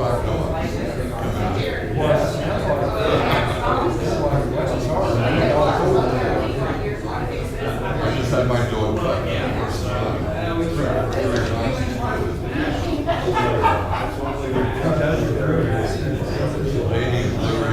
Yeah, yeah. When we go away, We've got clients that will take pictures. Probably not all the personal. yeah, first one.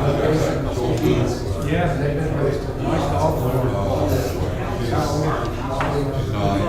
Okay. But she's I think way in the older. beginning, it was more than aware of. Yeah. I mean, you know, you think about it, they're all about years ago, 12 years ago. Way over there.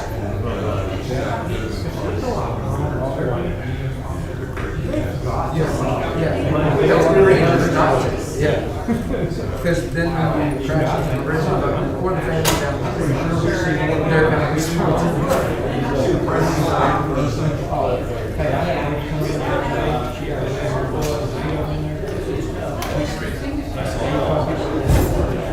and she said, what did she tell me?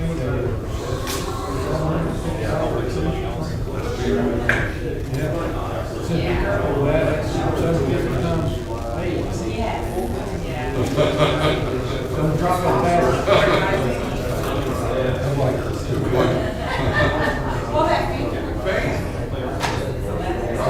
They're all sold. I bet. Okay. That's something good. They go for 2, 4. Oh, I get it. I got lucky. Well, they are. And even, yeah, I mean, I don't know. These puppies guys,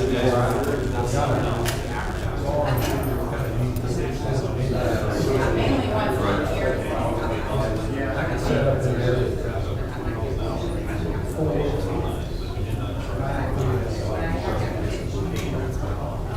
Yeah. So I don't want to wear one. I mean, you know, the amount of money with a brand. This morning, you know, about the time I got into it, they started on the Covers the shots. yeah, that's right. there's all kinds of different. And they have no information on anything that they're not. They're hot on the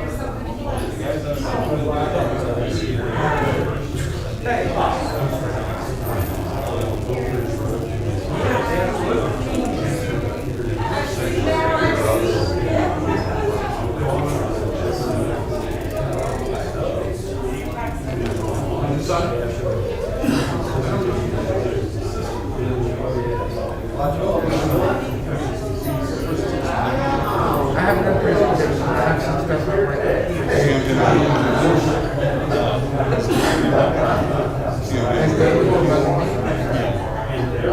Well, this is actually Daniel's number.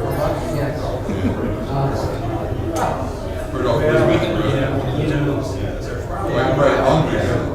Yeah, we got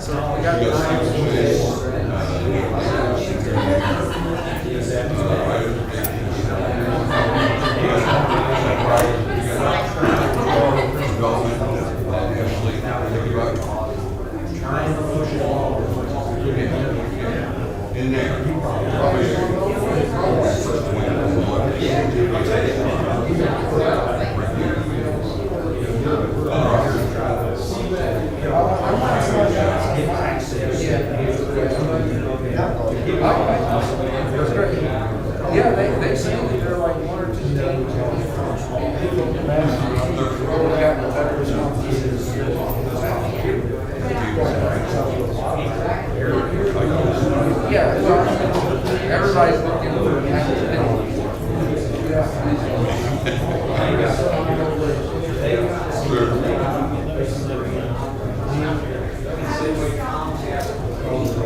Good.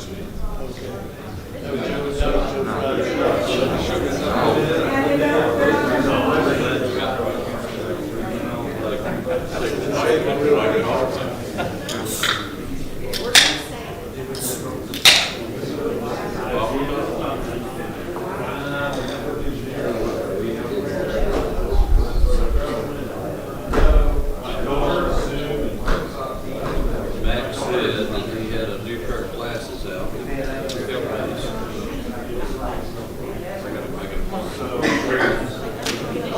better to read.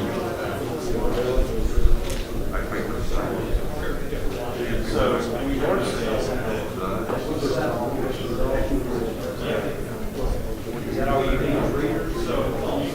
No, I got these are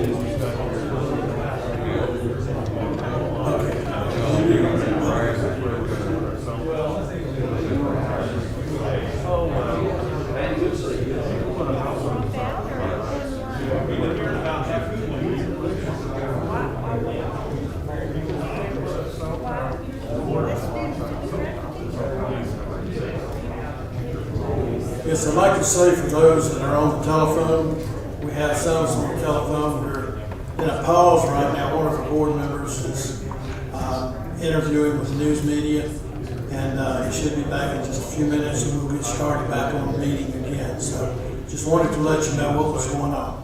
Thank you. I'm telling you, it doesn't make sense to look at it the other way. And so I'm thinking a lot of this sense. It's like a general assembly, huh? We don't want to. I'm telling you, figure out what you want the answer to be. Don't figure out what you want because I don't know what the answer is. And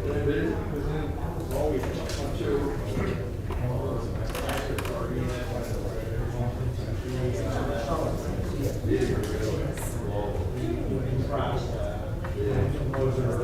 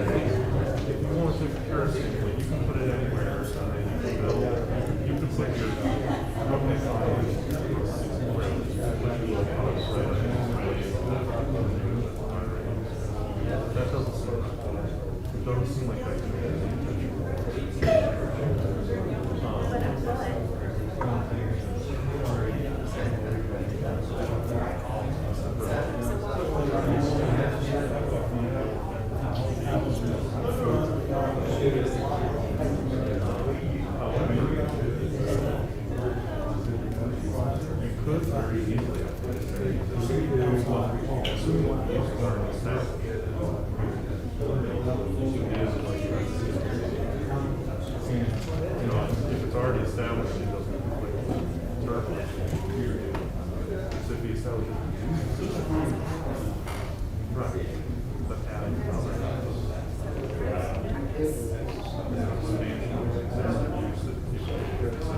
think you could make that argument. Now, what common sense is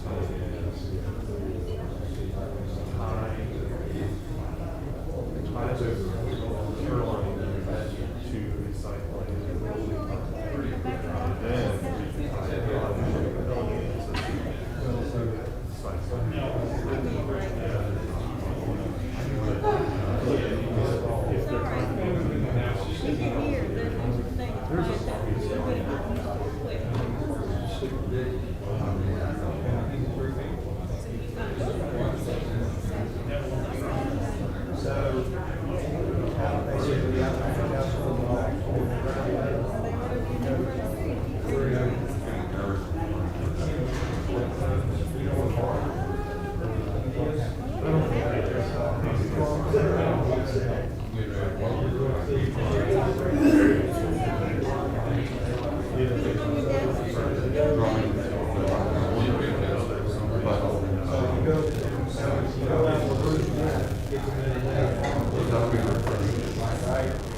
we can tie it if they're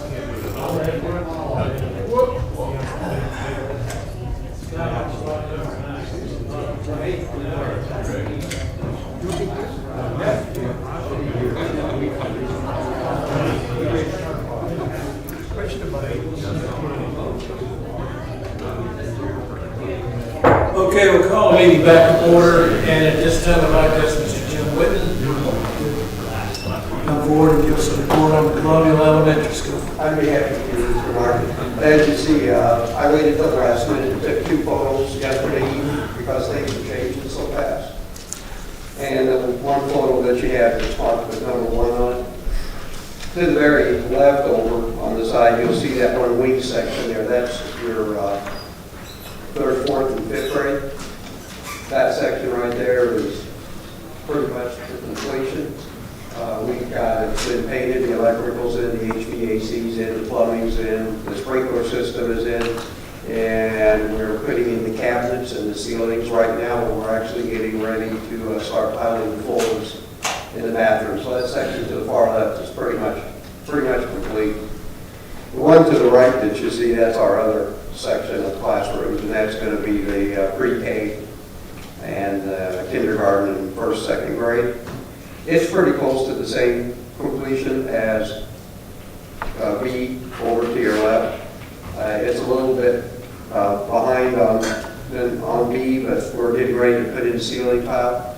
Most of the electrical is in, a lot of the HVAC is in, so that section is, these are the 2 classroom wings that are real close to being done. And as you notice, everything's brick, and we have a parking lot. This is the bus loop that you're seeing right over here.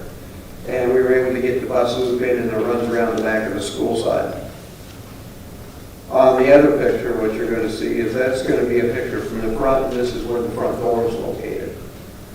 You're going to see one section that's in yellow, one of the buildings that comes up with the tall windows to your right. That's about the only section we don't have brick, and we plan on having all the brick completed in about a week. The administrative is in the front. All of the walls are up. The electrical conduit's in. Most of the air conditioning is in. And the section with the white roof, the curved white roof right there, that's your media center. And We're right now putting in the petitions to drop the ceilings in it. Most of the school has been painted, at least one coat. A lot of it's going on its final coat of paint. To your far right, that brick section right there, that's the kitchen. We have all the electrical conduit in it. We have most of the plumbing in it. So as you can see, the building itself, all the structural part is done. We still have some roof covering on the media center to do and on the admin. But the structural part is done. You can see the area in the front is mostly clear. We're getting ready to grade it to put in the other section of the bus loop. And this will be the parking for the administrative area in the front. At the present time, the gas is to the school. They put the gas meter in today. So the gas is ready to go. Of course, the water's been hooked up for quite a while. And AEP hooked up the electrical to us about 3 weeks ago. The good news is that in the front, the company we hired to do the septic system, they're going along pretty well. We brought in our first tank of 5. We've got about 24 inches of sand bed that we have to lay. We're up to about 20 inches on it, so the septic's going very well. The contractor is a very good contractor. And VDOT, as you heard from Mr. Varney, is the road is widened. They've got just the base down, not the base asphalt, but the base stone, all the way the length of the school right now. We're getting ready to make the turn on Murray Drive, headed towards Laymantown with that. So right now, our main concentration is going to be doing the finish work on the inside. We're getting ready to start laying floors in certain sections. The school classroom sections we're putting into the cabinets in both cases. Almost all of the heating and ventilation is in. This is all the water source heat pumps run off the gas for this school. So fingers crossed, it's looking really good. If we can keep some dry weather where we can get these parking lots done, we're doing really well. You got the gas meter already hooked in. How long will it be before the gas lines get there? All the way in? Excuse me?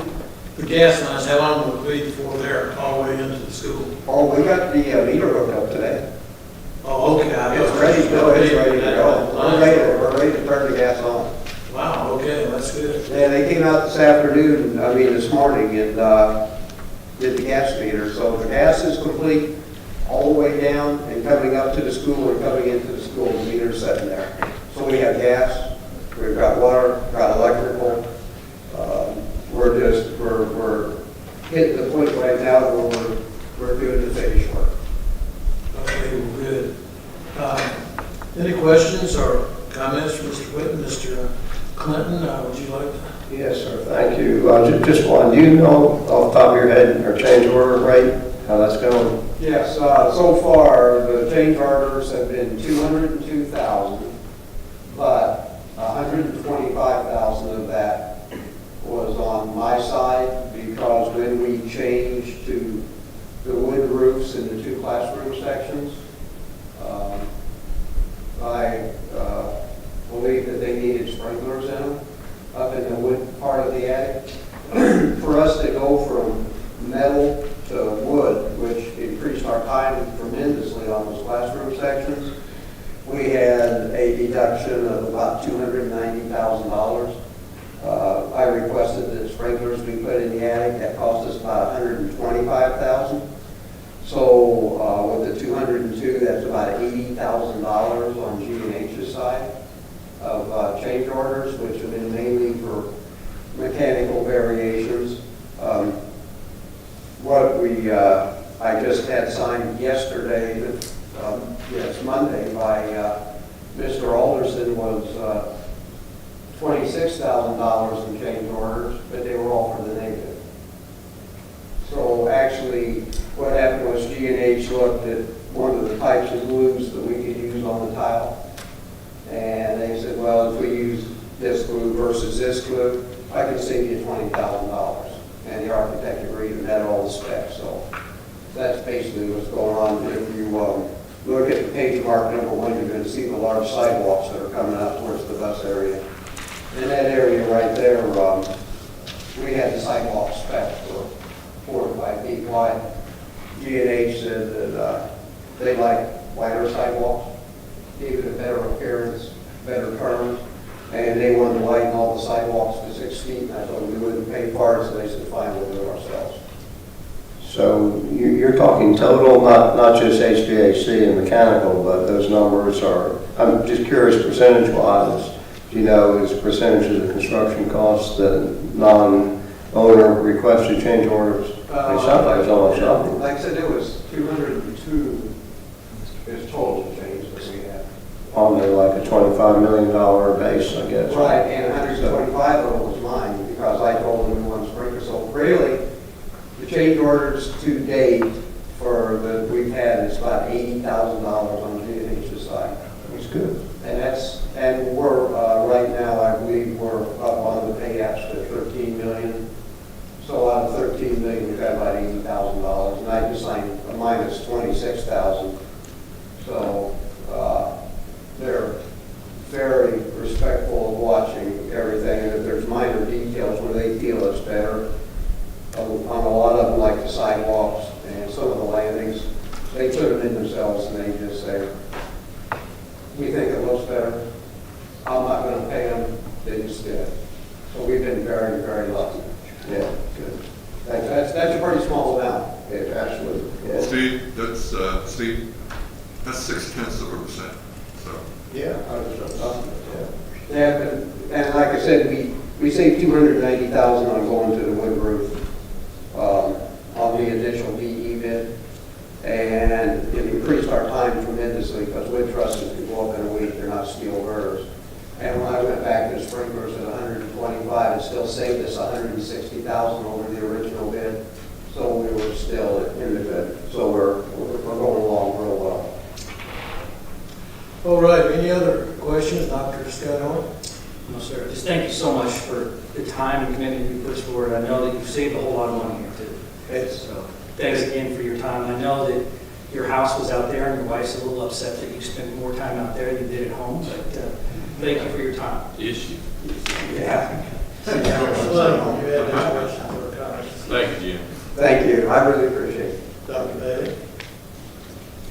He's already come. Thank you, sir. Next agenda item, number 17. Mr. Warren, you want to come down and share with us what's going on with health insurance renewals? Thank you, Mr. Chairman. It's that time of year again for our health insurance renewals. The plan year will start December 1.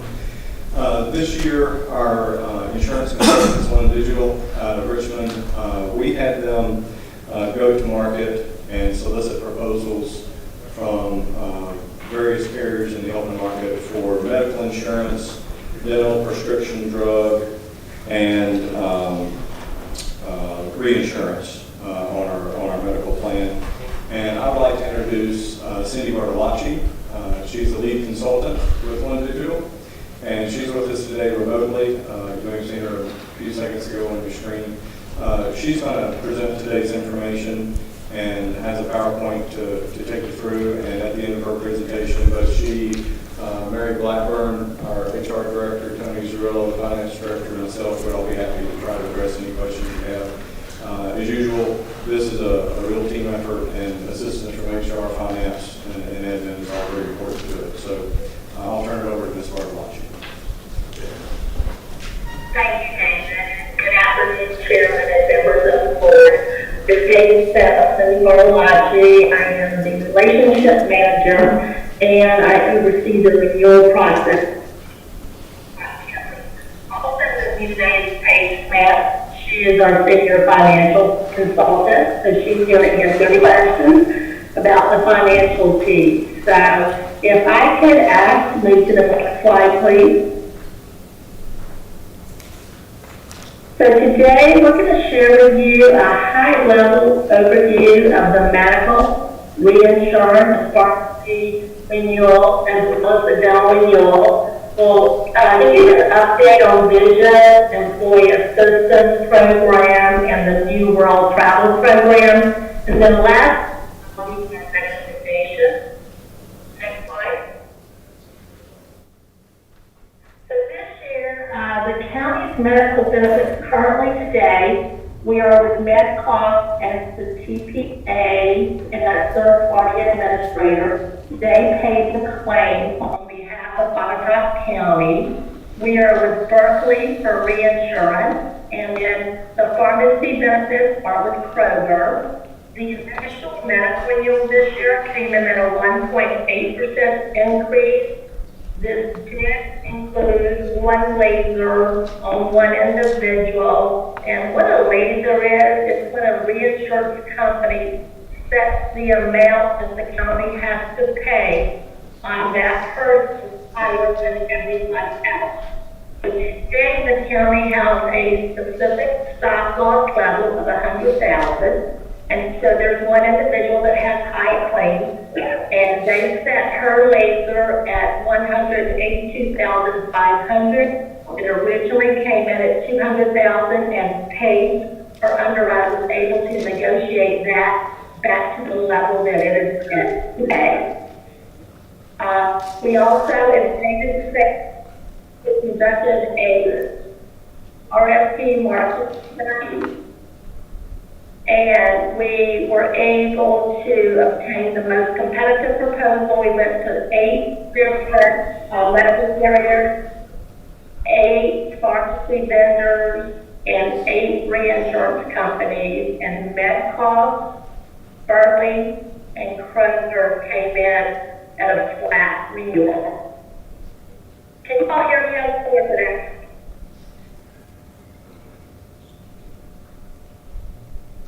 Yes? Yeah. Okay. If you can go back to the prior slide. So, Hayes was able to negotiate 2 admin fees with MedCost with the option to renew the 3rd year at a 50 cents per employee per month increase. She was able to negotiate a specific reinsurance renewal from a 12% increase to a 1% increase. And this is not claim data. Things got better for us. And then the overall split, when we look at the total we get with Berkeley, the big projection came in at a 6.5% decrease. Page underwrote it, and one digital's projection was a 4% decrease. But we are recommending that the county maintain the current rate to have cushion for unexpected utilization in 2020 and 2021. So we must make this cushion. None of us know what's going to happen with COVID, and we build an extra margin. Next slide, please. The pharmacy benefits are with Kroger. Kroger reduced their current admin and claims costs by $100,000, and their initial RFP response to us. We went back and negotiated an additional $13,000 with them, so we've negotiated total savings of $114,000 off the pharmacy cost today. Next slide, please. Today, the current budget is $3,447,310. We are proposing the same budget with no change. The county's current portion of the premium is $2,926,683. And again, we're proposing the same portion of the premium. The county pays 85% of the medical premium, and the employees are funded 15% of medical premium. And at the bottom, you'll see the current employee portion is $520,692. And we're recommending to maintain the current employee portion with no change to the budget. So this is great news. There's no change to the county and no change to the employees and healthcare premium effective December 1, 2020. Next slide.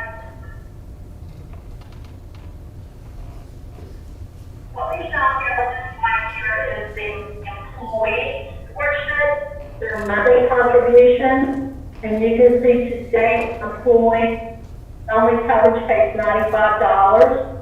We're proposing to keep that the same.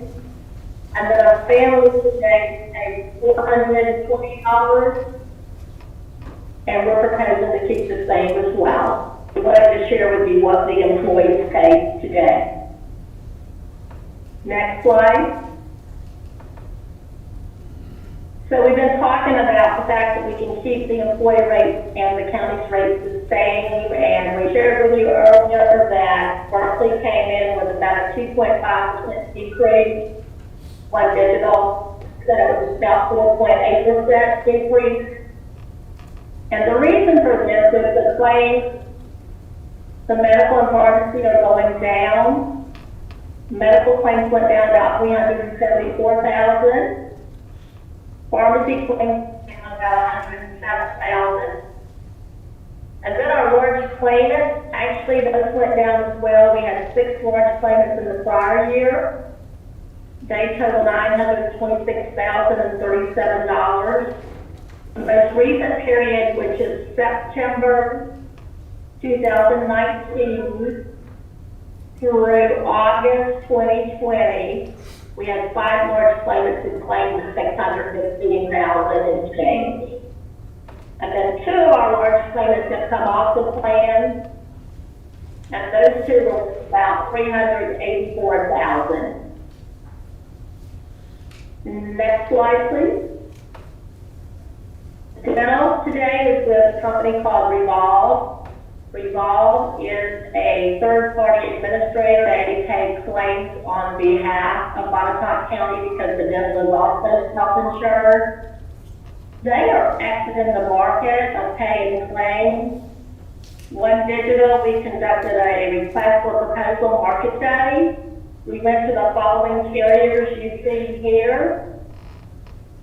And Delta Dental offers a very competitive proposal. They have the best network as well as the best price.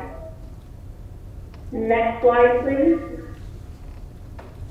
So today, the dental rate with Revolve for employee only is $32.01.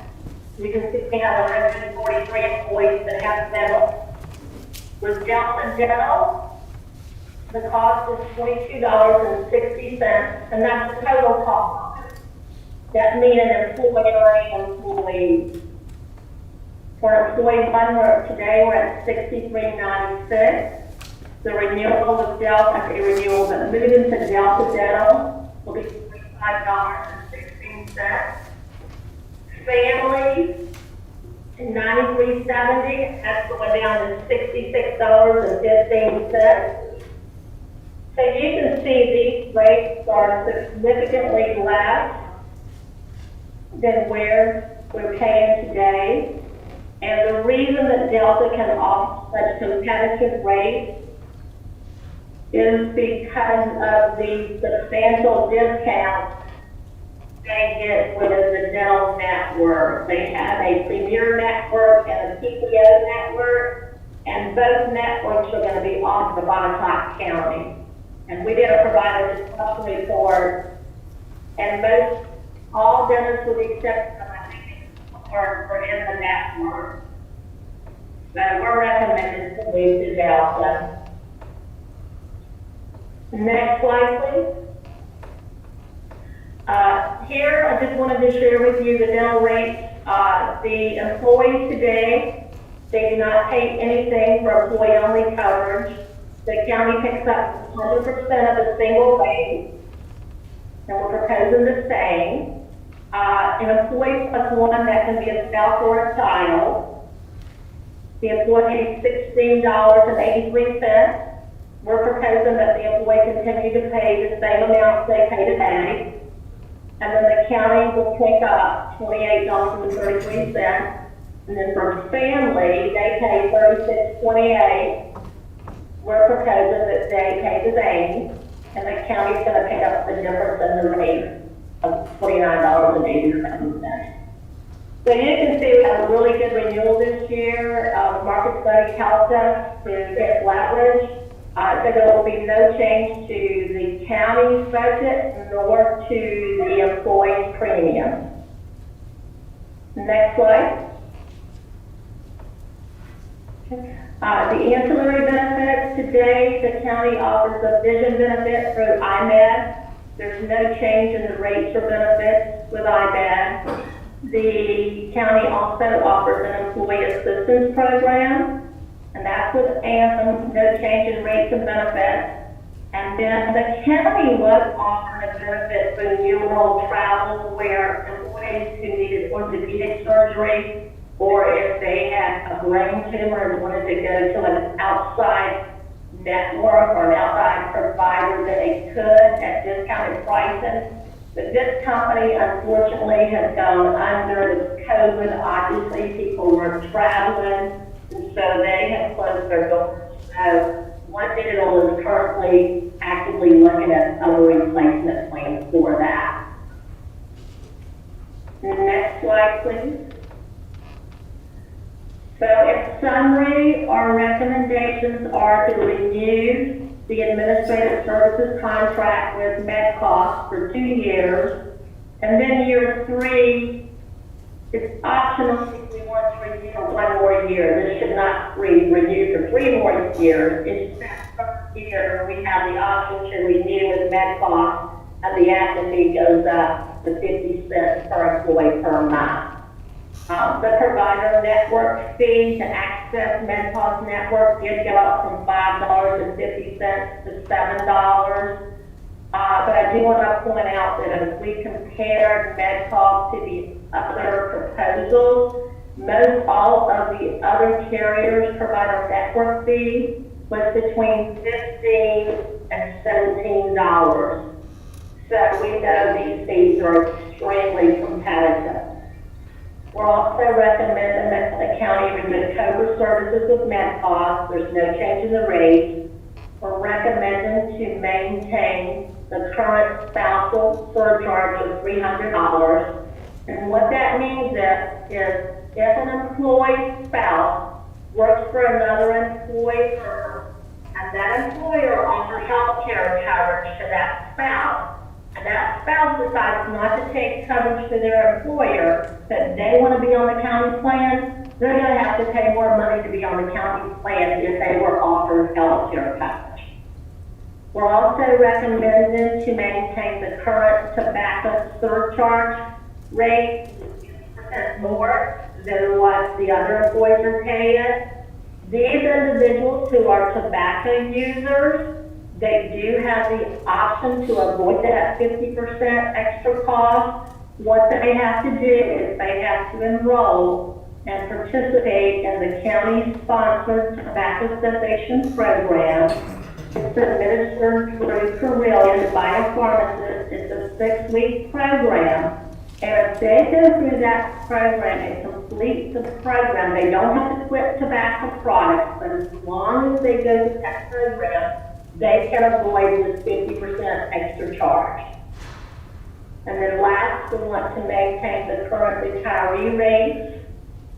We are proposing to renew with Berkeley, that's the current reinsurer. They have the one laser that's currently today at the $182,500. We're recommended to renew with them. All of the other competitors had lasers. They actually had more lasers than IO lasers. So Berkeley offers the best overall proposal with the least laser and the least amount. We are recommending that you maintain the current medical plan budget of the $3.4 billion that I mentioned earlier. This does include your reinsurance and your pharmacy costs. We recommend that the county maintain the county portion, which is currently budgeted at the $2.9 million and change, and also to maintain the employee portion of the budget at $520,692. And then last, we're recommending to renew with Kroger for the pharmacy benefits. Next slide, please. We are recommending to move to Delta Dental and maintain current employee and employer contributions. Renew with IMED, we're in the 3rd year, 4-year rate guarantee, and then renew with the Anthem Employee Assistance Program. slide. So now I'm going to open it up for questions. If anyone has any questions about the presentation. Gentlemen, any questions from the board? Pretty self-explanatory, I think. Are there any questions? Yes. Okay. David, I'd like to turn it back over to David then if there are no other questions to see if he has additional recommendations from the HR Finance Department and benefits.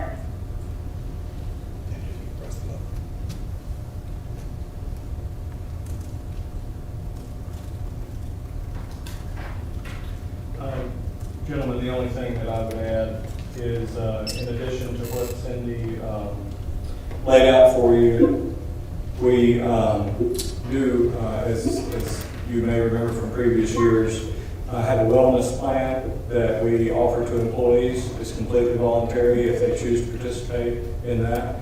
Part of that is a tobacco cessation program that's available to employees at no cost, and as Cindy noted, if employees currently use tobacco, they complete that program, then they can avoid paying the tobacco surcharge.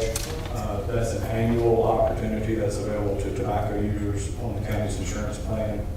In addition to that, we provide an incentive for employees to get their annual routine physicals, also to complete an online health risk assessment that educates employees and identifies potential health risks and provides educational materials and information that they can use in working with their doctors to improve their health.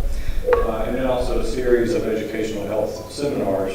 If employees participate in all three of those and complete all three of those, they can receive up to $400 in a year in incentive reimbursements for taking advantage of those wellness programs.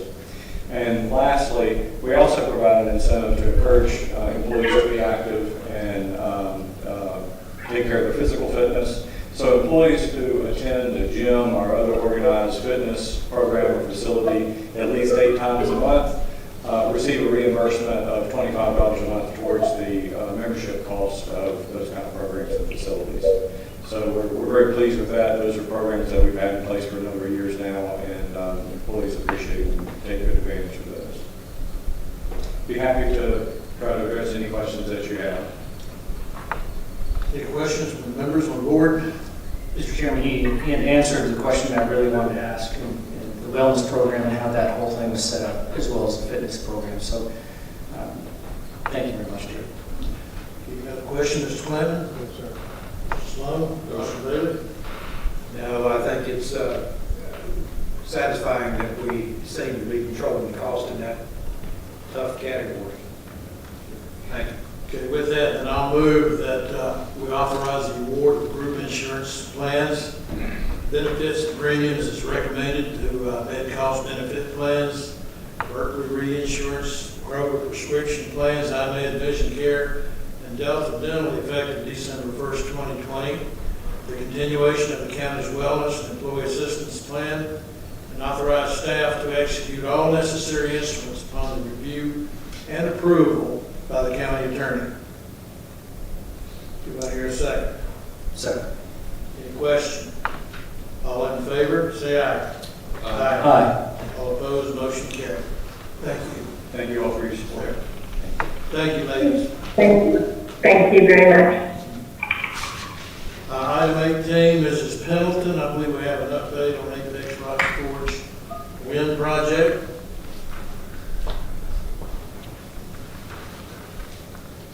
Thank you, Chairman and members of the board. This will be a brief update. In your packet, I reported that we had not yet received any subdivision, site plan, or building permit applications related to the Rocky Forge project. The only thing I have additional to share today is that Mr. Johnson did reach out yesterday about scheduling a site plan, a meeting just to discuss the site plan requirements. Okay, any questions for Mrs. Pendleton? So Thank you, sir. I was just going to ask for a kind of memory renewal here. Their ultimate requirement is May 26th under construction.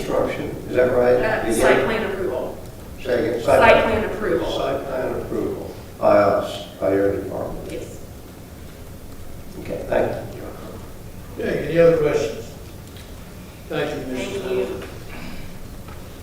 Agenda item 19, under appointments, the terms of John Kilby and Jeff Emery on the Economic Development Authority expired November the 1st, 2020. These are 4-year terms.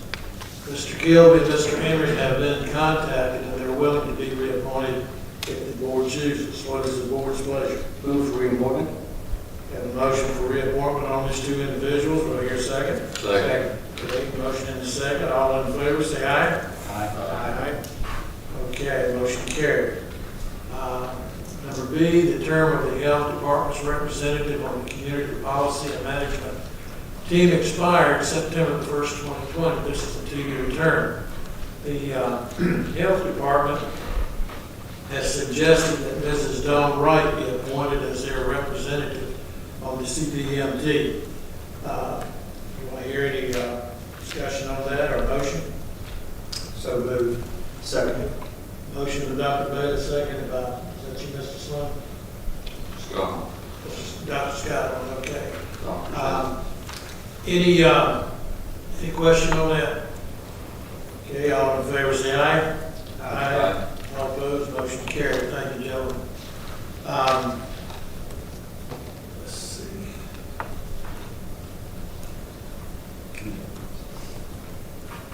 Okay, I believe we're going to committee reports at this point.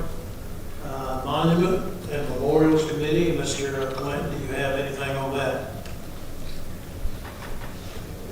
Just briefly, I think last time I gave this board a pretty good update on the structure of the committee and so on. Since that time, we have had our first meeting. We had it here in this room a week ago yesterday. No, a week ago this past Thursday.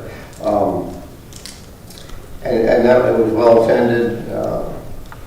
We kind of set the ground rules and we began talking about how we would approach the thing. And we endorsed the idea that we approach it on the basis of some tangible knowledge and not make it be just a case of one person's opinion against another or one person's personal experience against another, but rather to have some kind of, I'll say, educational or pedagogical background to it. So what we've done since the last meeting on that basis, on the agreement that we would look at this from a research and historical knowledge viewpoint, we formed 3 working groups out of the 13-member committee. And those working groups are, one, just general Botetourt history during the post-war period, post-Civil War period. The second one is the educational system. What were schools like during Reconstruction in Botetourt County and even after Reconstruction in the early 20th century. And then the third study group is one based on veterans of the Civil War and descendants of enslaved persons. So we've organized along those study groups. It's going to take some research, but again, the whole idea is to try to have a basis for whatever decision the group comes up with. We're going to have I think last time I announced that we have monthly meetings. It just turns out that in order to get this thing done in a timely manner and to do it in a comprehensive manner like we're proposing, that we're going to have to meet more than once a month. So we're going to have our originally scheduled monthly meetings in person with interim virtual meetings, the first of which is tomorrow. Let's see what else. The other thing, again, recognizing reality in terms of the scope of study that we have before us and forthcoming holiday season, election day, all the things coming up that could be disruptive. We're proposing that our report to this board be at the first meeting in calendar year 2021, so I think that's January 26th. At that time, we hope to have a recommendation to this board. So, happy to answer any questions on that. Okay, thank you, Mr. Clinton. Any questions for Mr. Clinton? Yes, sir, Dr. Bailey. Mr. Clinton, have you had much public involvement yet, or do you anticipate that? I mean, comments from? Yeah, public involvement from two sources. One is at the meeting 2 weeks ago, almost 2 weeks ago, the meeting here in this room. There were, I suspect, maybe half a dozen members of the public, among which 3 had comments.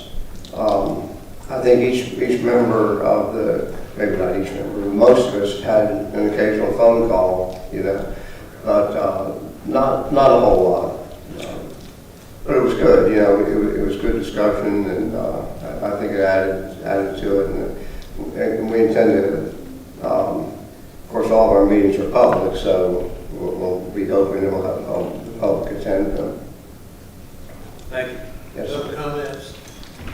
Well, Mr. Clinton, I want to thank you for chairing this committee. I know there's a lot of probably sensitive issues that could come out on this committee, and you're doing an outstanding job on that, and we certainly appreciate that. Well, thank you. Thank you. Next committee is CARES Committee.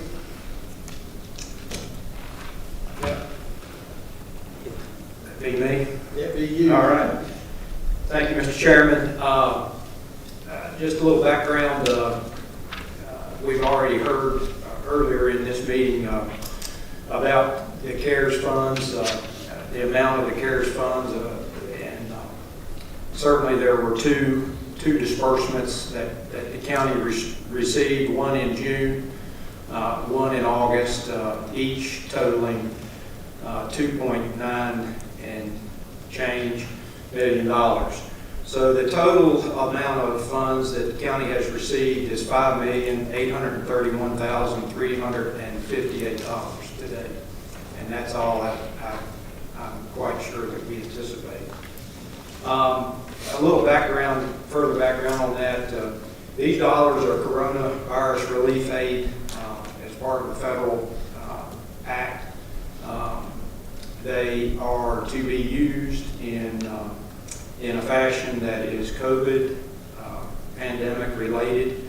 And I'll let Mr. Lockerbie, our county attorney, maybe speak to that just plainly, because there's been some challenges, hasn't there, Mr. Lockerbie, about what the definition of that is. So if you would care to comment on that, please. Yes, sir, Dr. Bailey. One of the biggest issues that we have had as far as administering this is that Congress passed a very generalized description of what this money can be used for in terms of just generally for relief from the effects of COVID-19. And then the Department of the Treasury, rather than issuing regulations, issued guidance, which was chiefly in the form of question and answer. And some of that guidance has changed. There were also private letters sent to various different people in different states that said slightly different things depending on who asked and exactly how they phrased it. So California would get a letter, and Illinois would get a letter, and they would get circulated among the secretaries of the treasuries of different states. And they would say slightly different things. So you had people like Tony who were simply ripping their hair out trying to figure out how to administer this.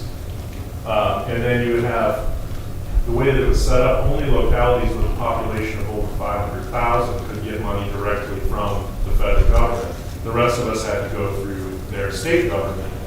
So our department, our Secretary of the Treasury here in Virginia was also providing guidance, which sometimes was not in conformance with what the United States Treasury was saying.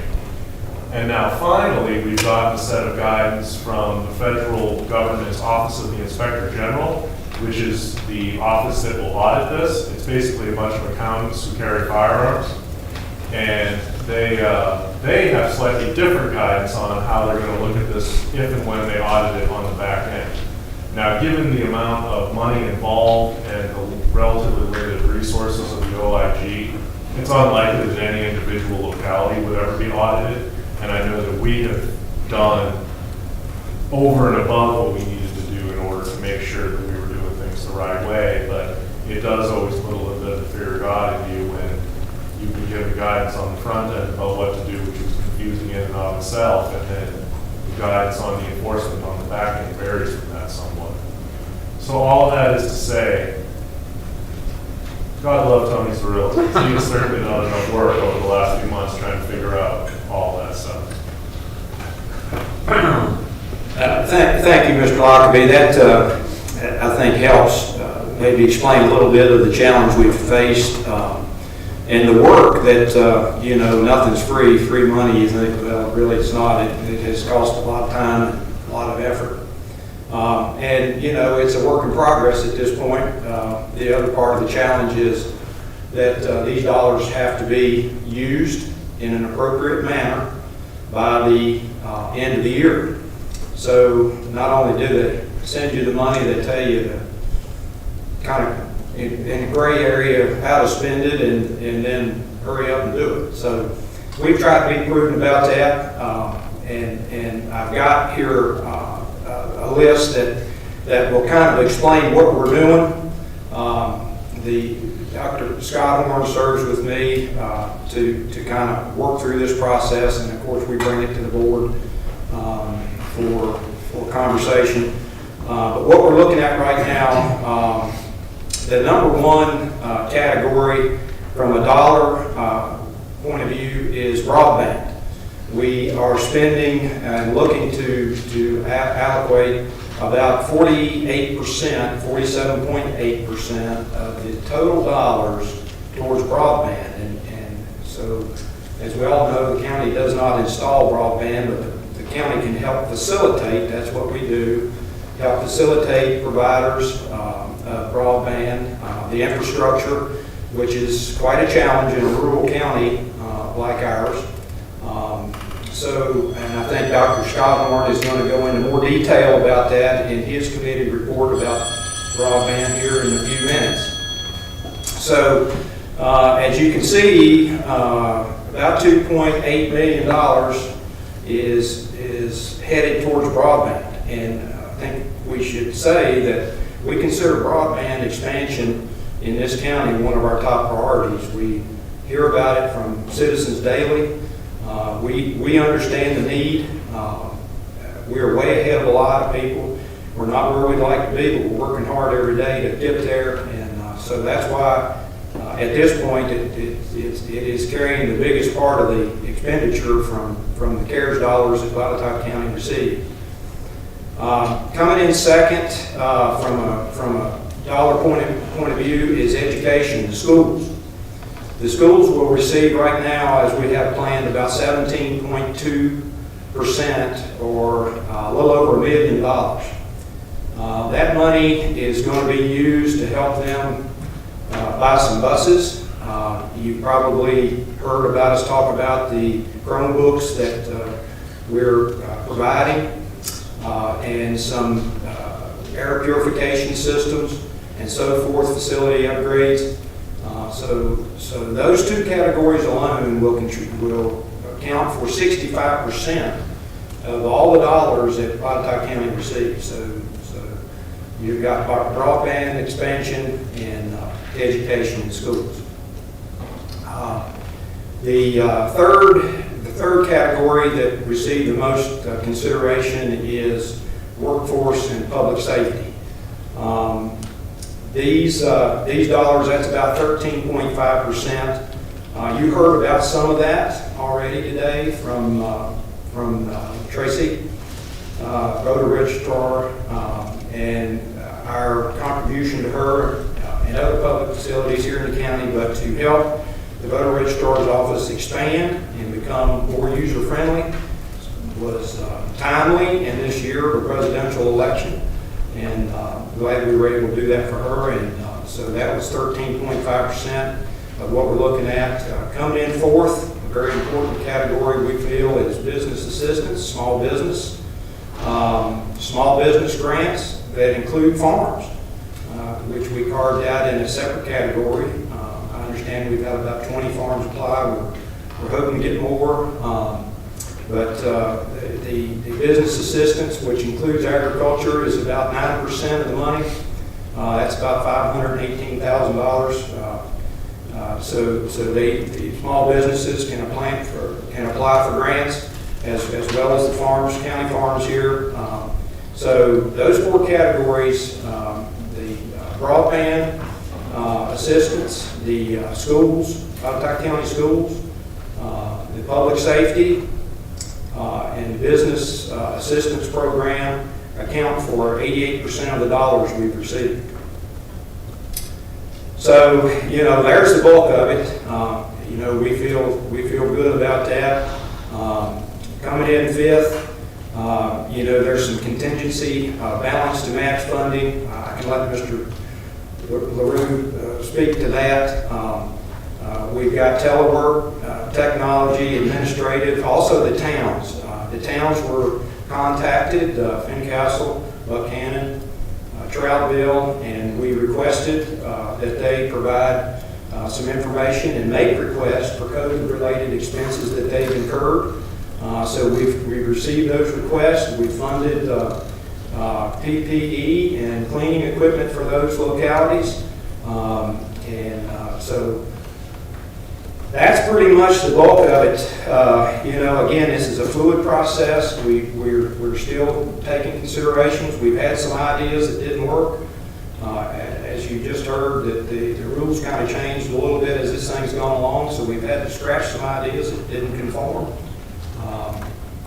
We've heard different things from citizens, and some of them have been a little outlandish in my opinion. I think there was a rumor going around that we were funding a conference center in Greenfield. Well, that's not true. We don't talk about that. To my knowledge, since I've been on the board, we haven't talked about that as a county project. I did think we had a developer that approached us at one point, but I haven't heard anything about that in months. But that's not an appropriate use of CARES dollars. These dollars have to be spent, in a coronavirus pandemic-related situation. So, we're trying to be very prudent, very thoughtful at how we're doing this. And so, Mr. Chairman, I think that's the basis of my report. That sums up how this money has been planned at this point. And Mr. LaRue, anything you would like to add to that? Dr. Bailey, I think that you did an excellent job of discussing the CARES funds and what has ended up taking place.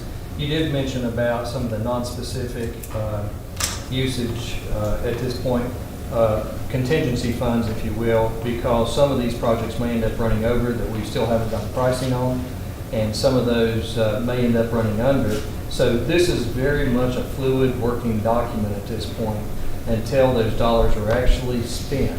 It's very difficult to nail down to the penny of where these funds are going. But I think that you on a percentage basis, I think you're spot on, and I think it's prudent to have almost 50% of the dollars spent in broadband deployment because of the being able to actually utilize those for real-term, long-lasting effects from this will end up being some of those areas.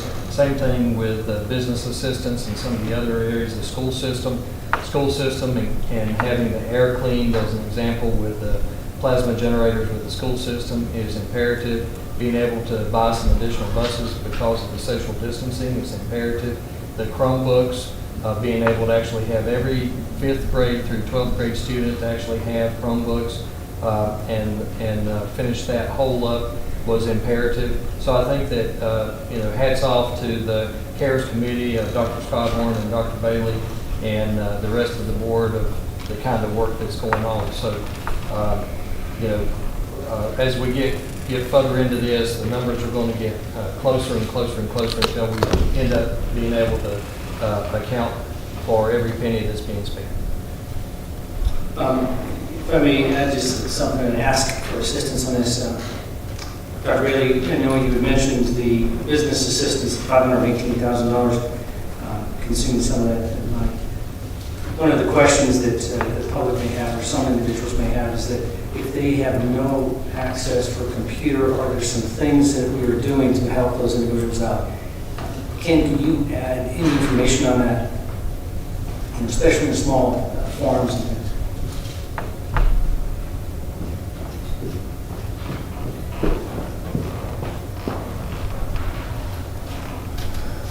Yes, I can. Thank you, Mr. Chairman, members of the board. Any applicant who contacts us to ask for help with completing the application, we will do that. I have visited at least one business at their place of business to collect their information, come back to the office and complete the application online myself. Today we've had 2 or 3 farm operation applicants come in with their paperwork, and I'll simply complete their application for them online.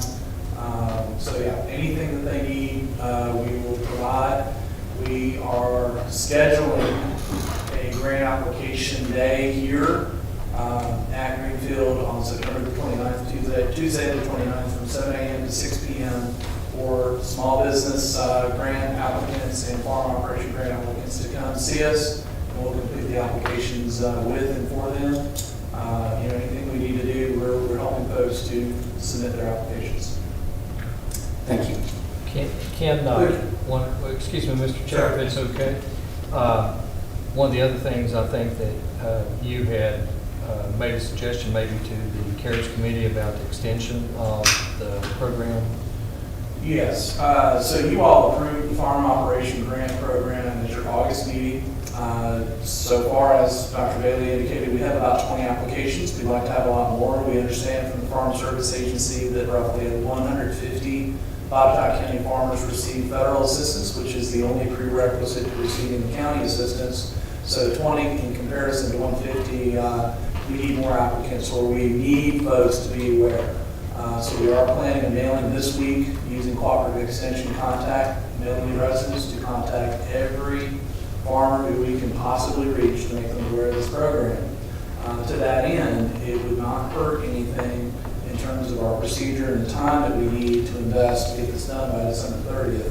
If you all were to extend the application deadline for both the Small Business Grant Program and the Farm Operation Grant Program to October 16th, Friday, October 16th. There's really no harm in doing that on our end in terms of handling the administration and procedures. And it would certainly give any small business operator or any farmer in the county who is just now catching up on these programs to have an opportunity to apply. Small businesses received, every business license holder received earlier this month a letter, and some folks have become aware of it and have applied. So we just want to make sure that folks have time to apply. So October the 16th would be my recommendation to you.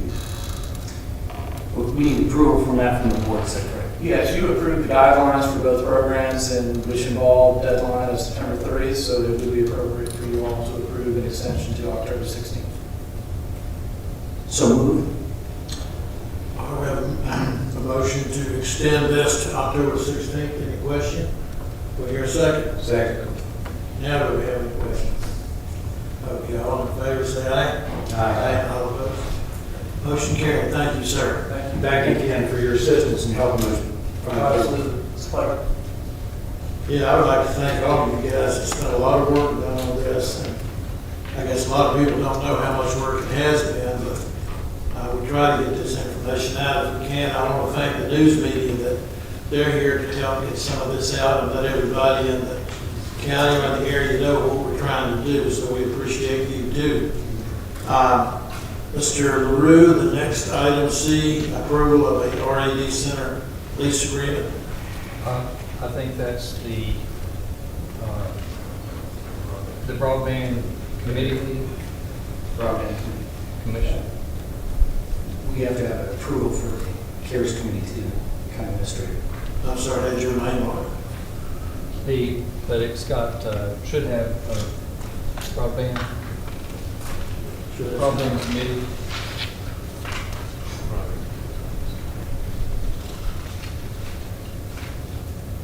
So what we'll do is go to the CARES committee.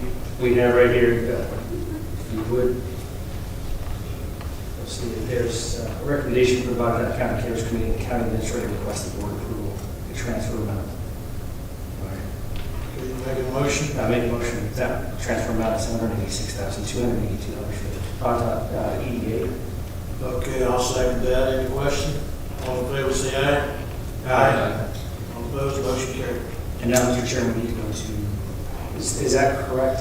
I think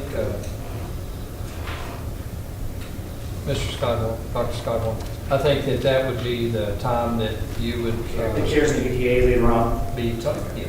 So what we move to do right now is the broadband.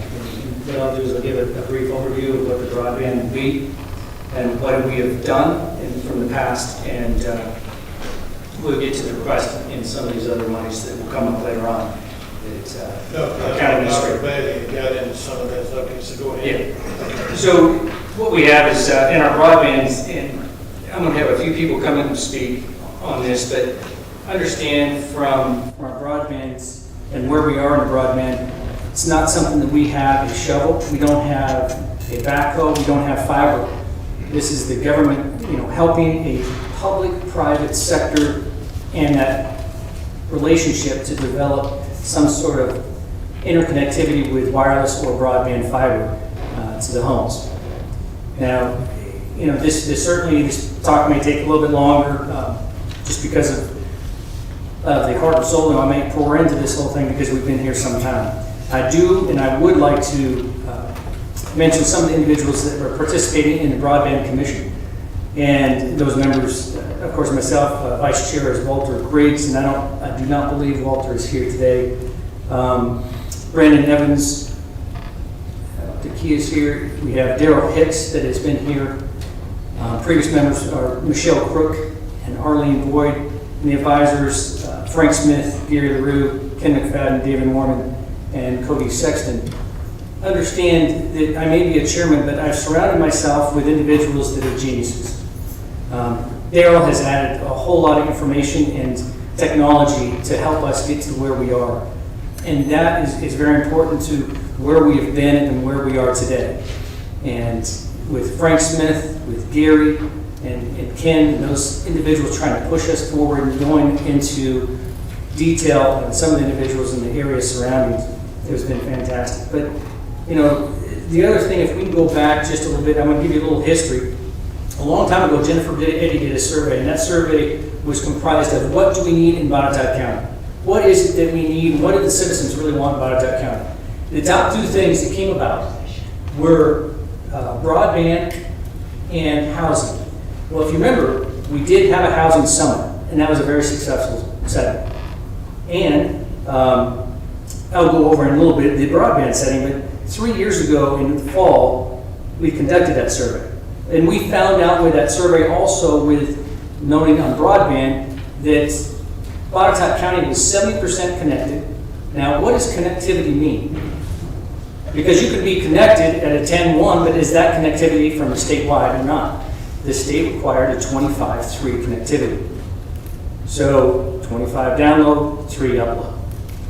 So what that means is that 70% of those individuals were able to achieve that. And 30% were not able to receive that 25-3.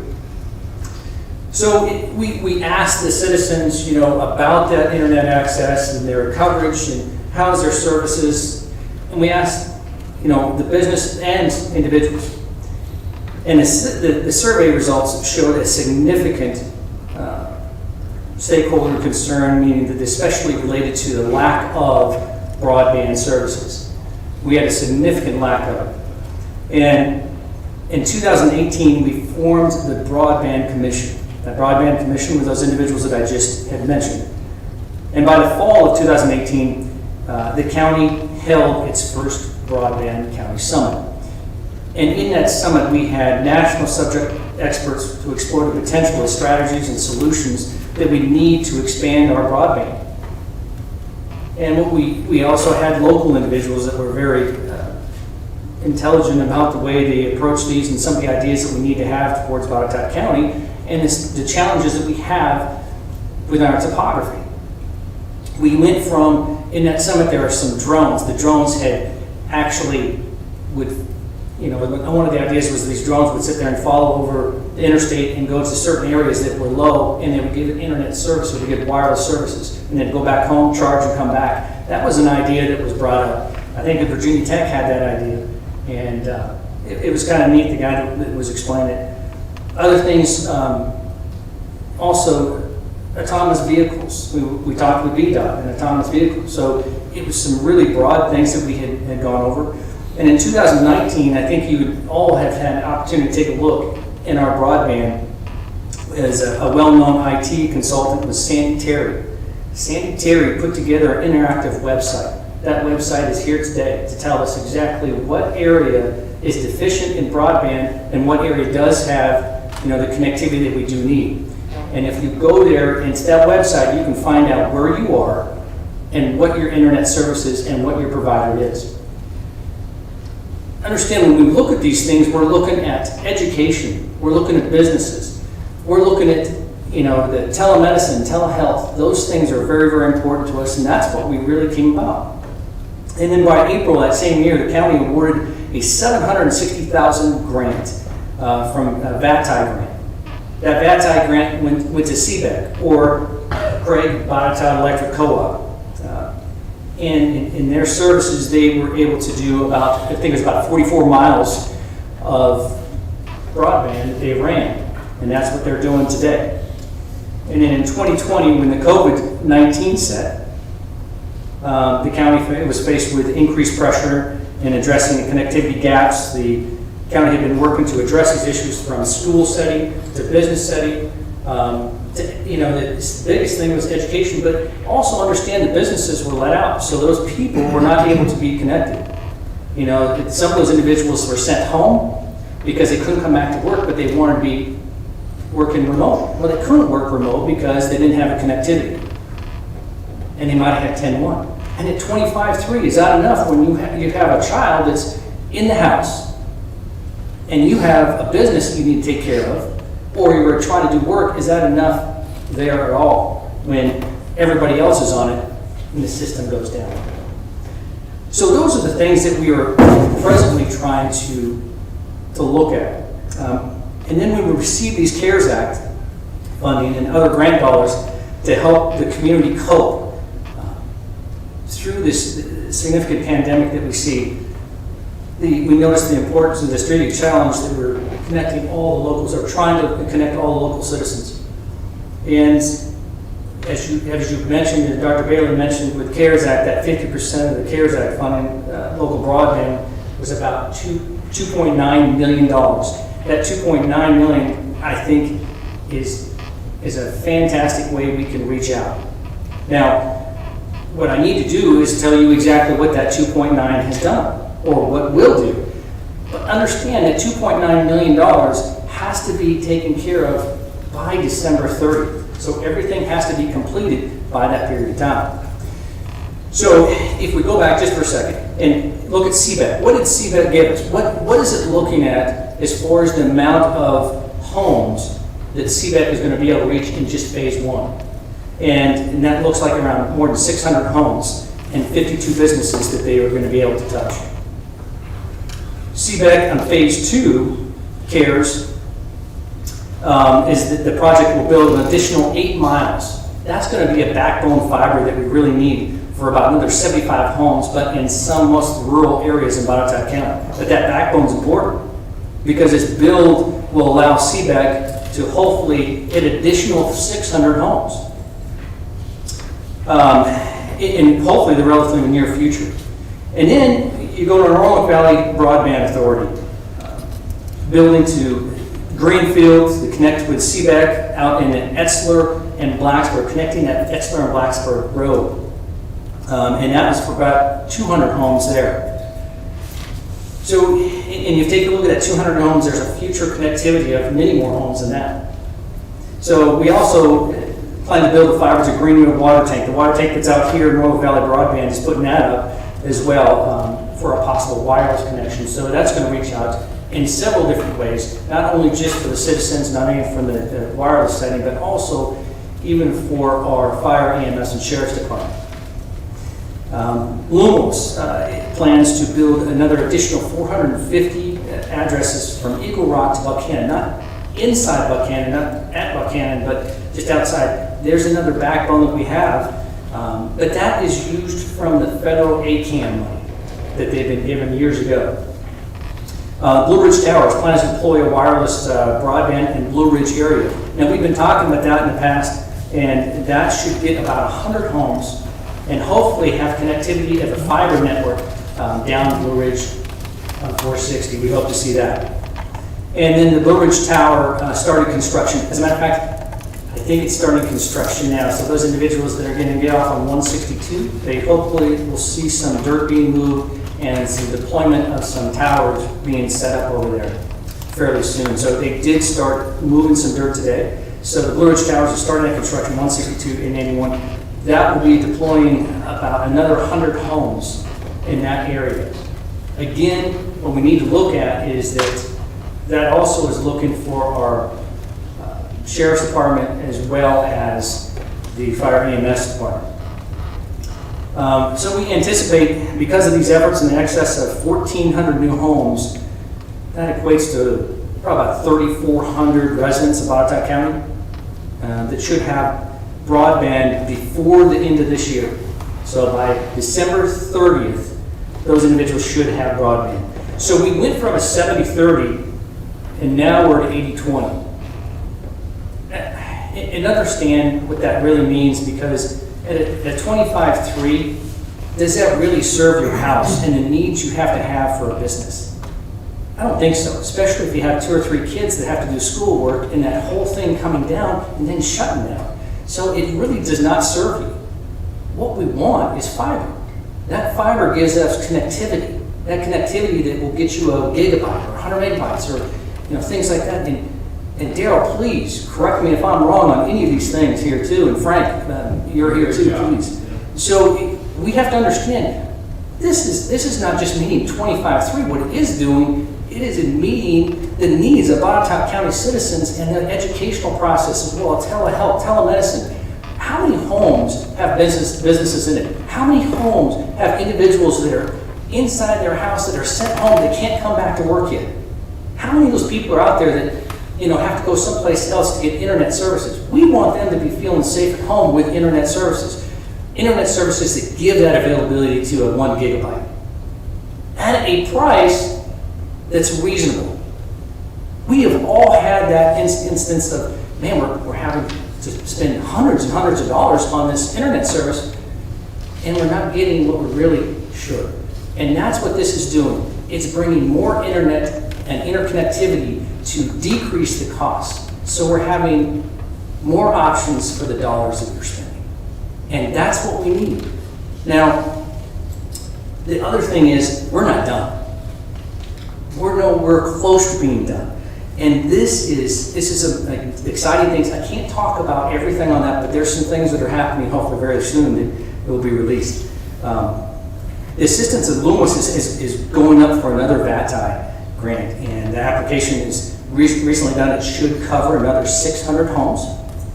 And we're working with other providers to serve the northern part of Botetourt County in the Arcadia area.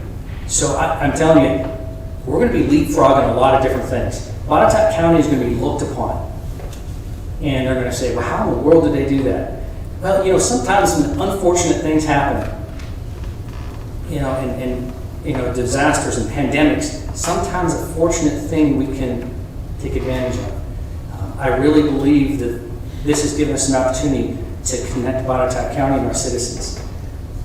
I would go and remiss if I didn't recognize some of the individuals and corporations, organizations that are standing here, that are in here today. But first, one of the individuals that has been proactive in this is our delegate, Terry Austin. I certainly like to have Terry come down and just give us, or up there, some information where he sees where the VATI is going, where the money's going, how are we deploying broadband in the state of Virginia, and how is it affecting our rural areas? Chairman.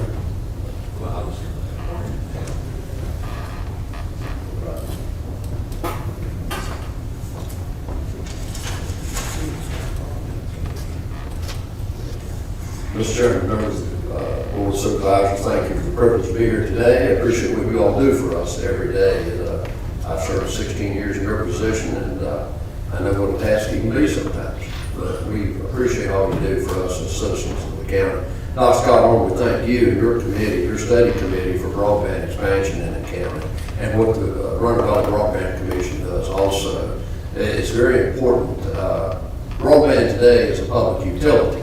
One of the committees that I serve on in Richmond is JLARC. That's the Joint Legislative Audit Review Commission. I serve on the Topic Selection Committee. One of the topics that we chose just last week to study in the upcoming year, we'll study about 5 topics. Al Greer has a team of 30 analysts, will be virtual learning. So that's how important broadband is. We cannot do virtual learning without broadband and the connectivity that our students need. So with that study of virtual learning, I asked that we also look at rural broadband along with virtual learning. Can't do one without the other. So it's extremely important. The governor and I have had a conversation about rural broadband, and he's committed to me that in his 4th year in office, he's committed, fully committed to expanding rural broadband. So we'll see how that plays out. Last year, in the 2021 budget, the governor appropriated about $400 million for shoreline protection and about $35 million for broadband expansion. So in my opinion, that needs to be flipped. We need the $400 million for broadband expansion in rural southwestern Virginia. But we appreciate this, the CARES Act money. County Administrator Gary LaRue contacted me early on about the CARES Act money being used for broadband expansion. I contacted Aubrey Lane, Secretary of Finance for the Commonwealth. Aubrey said as long as it's used for pandemic related, which virtual learning is pandemic because our students are not in school, that the funding should be fine. So I think our expenditure is appropriate. The main thing is we've got to get it spent by the end of the year. I think you all are prepared to do that. You're going to spend the money wisely and we're best serve many students and residents of the county. So I just commend you all for your work, and we've got some good things happening, but we've got to continue to expand on that. And I'm going to do my best to encourage Richmond to spend their dollars here for broadband expansion. So we thank you all. Thank you very much. The other individuals I'd like to have come forward if they could, and Darryl, please, if there's anything that you have to add for this, please do so. I'm fine. Thank you, Dr. Scott. I appreciate it. Just enjoy serving on the commission and working with you to drive this forward. It's an important thing in this county to have that access. The individuals we've met and we've been with to discuss it has been absolutely fantastic. We take a look at an individual that has been with us, is on our broadband advisory committee, is from Roanoke Valley Broadband, Frank Smith. Frank, if you can come down here. Understand we do have, Mr. LaRue is on our member for the RVBA with Roanoke Valley Broadband, and Frank has been a great friend to Botetourt County. Frank he certainly did a lot of work with Eldor when we couldn't get Eldor the internet connectivity that they really needed. Frank had that ability to do so and bring that forward. Has worked on Botetourt County Data Center, which I would like to have Frank go over the data center at Greenfield that sits right here today, and what that means to Botetourt County. As Frank is also the president of RVBA, and pleased to have him certainly with us today and bring us forward. He's always bringing us great information and given us advice, significant advice, and individuals that would help us out. And you'll see he's been a piece and a part of what we have in our future that is going to be fantastic. So it's very exciting. When I talk to him, I'm thinking, why can't we do it now? Why can't we just go ahead and turn on the switch? And it's so easy to say that, but it's so difficult to get done. But this switch is $2.9 million. $2.9 million that we spent, and we can have one switch go on. So, Frank, go away, give us the data center, some of the things that you've been doing, what's been going on here, and we'll anxiously await. Thank you, Dr. Scott Moore, and thank you for members of the Board of Supervisors. I've got 320 slides, so we'll be good. I appreciate the opportunity. It's been a great partnership with Botetourt County and the rest of the localities working together. It's been a privilege to serve. What you all have been doing is really it's important because we live here and we're committed to this. Specifically for us, within this facility, we've actually built in what we call co-location facility. Thanks to the partnership with the EDA, with Mr. LaRue, the rest of the team here. And we have actually additional service providers that are actually building into a room that's up here on the upper floor for telecommunication services. And we've been providing professional data cabinets in there in cooperation with Mr. Taylor, your CIO, Hedge Taylor, and the rest. We've been actually providing that and getting that system ready. In addition to that, with the projects that we're taking a look at right now, as far as being able to expand service within your area, we've been able to do that in partnership with your team. So the dollars that you're about to appropriate, we're looking forward to making sure that that impacts your community. So when we take a look at whether it's telework or telehealth or teleeducation, we're making sure we're part of the integrated part of that solution. So I could go on for a long time, but the short answer is it's been a good partnership. Especially, I'd like to thank Mr. Lure, Gary, and the team for supporting us in our efforts, and it's been a privilege to serve. I'd be glad to answer any questions. Does the board have any questions? Thank you very much. Thank you. Another individual that has been a key part of this is CBEC, Jeff Ahern. Is Jeff still here? Come on down here, Jeff. He got thrown into a mix of a lot of different things when he came in here from the phase 1 and has worked out. And I understand that fiber is difficult to obtain. And Jeff was able to obtain this fiber and give us another additional 8 miles that we really need to put a backbone in for us. So Jeff, if you will, just kind of give us a breakdown of what you're doing. I think that some of the individuals that were at the broadband commission meeting last month had an opportunity to see the prices that is going to be out there for CBEC, which it is absolutely fantastic. So if you have an opportunity to get to them or go to their website and find out what those prices are, it certainly puts a great smile on most individuals' faces as far as what they have. Thank you, Dr. Scarfler. It's been an interesting year. We had a lot of challenges. Obviously, we're an electric cooperative, not-for-profit, and we had to establish a for-profit entity solely owned by the cooperative. So the current project that we have on phase 1 is a 44-mile project. We're currently at 26 miles complete to date. Tentatively, we will complete it mid-October, so we're right around the corner. We have additional crews that have showed up on site, and they're knocking out over 10 miles a week right now. So currently, we're looking on target to complete by mid-October. We've had challenges, obviously, with shutdowns in manufacturing that we've had to overcome. And our vendors have worked well with us on establishing those delivery dates. So currently right now, we are looking at a phase 2 project that I'll bring to our board this Thursday night, and hopefully that when we get out of that meeting, everything will be approved and we'll be moving forward on that project. Fantastic. If I can ask, Jeff, you've been on there on site. How many individuals have come out of their home and said, hey, I want to sign up right now? Significant number. I'd say close to 90% of the homes that we're passing right now have an extraordinary amount of interest in broadband. The product that we're offering is a 50 by 50 symmetrical on the basic package all the way up to a gig package symmetrical. So that's a gig upload, gig download.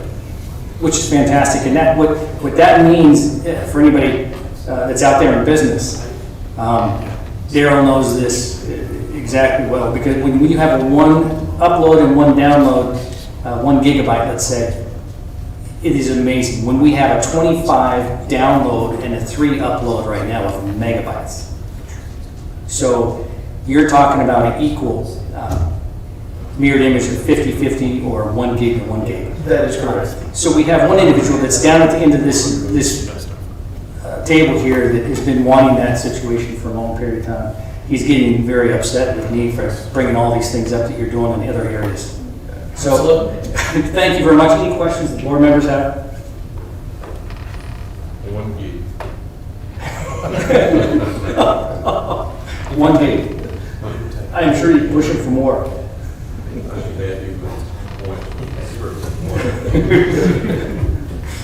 Thank you very much, Jeff. I appreciate all your hard work. Thank you. We also, the other individuals are Lumos. I don't think that David's here, or Rob and Diego, or I have not seen them. And Blue Ridge Towers, Anthony Smith. Is Sean or Anthony here? Okay. Those people have been just absolutely fantastic to get us propelled to where we are today. You're going to hear more names. You're going to hear more ideas. Hopefully, at the beginning of this next year, at the beginning of this next year, there is a broadband citizen summit. And that will give every citizen in Botetourt County opportunity to hear and see what's going on. But also other things are going to be released at that point in time. That summit, you know, we look forward to those things because it's going to be, I think, very, very big. So I hope that everybody will have an opportunity to attend. We'll make sure that we have Zoom and some individuals that can attend, that they can by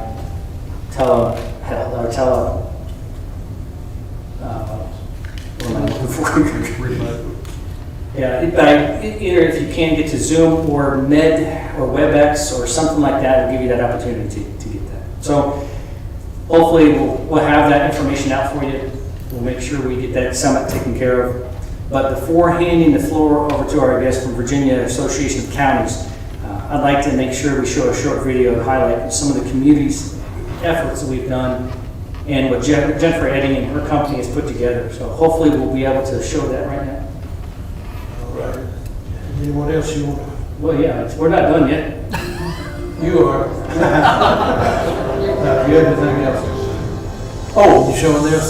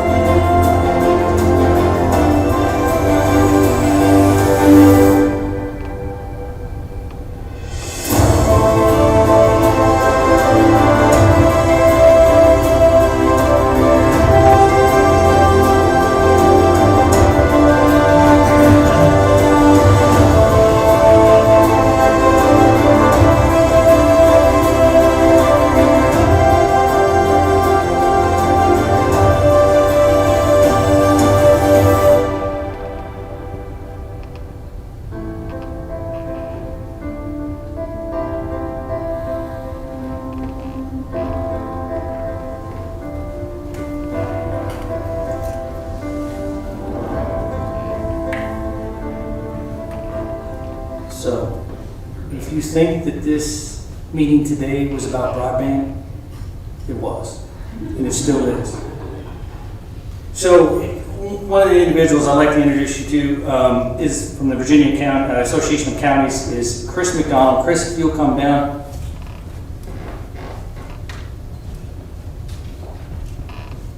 Oh, you look familiar. Lots of nice, you know.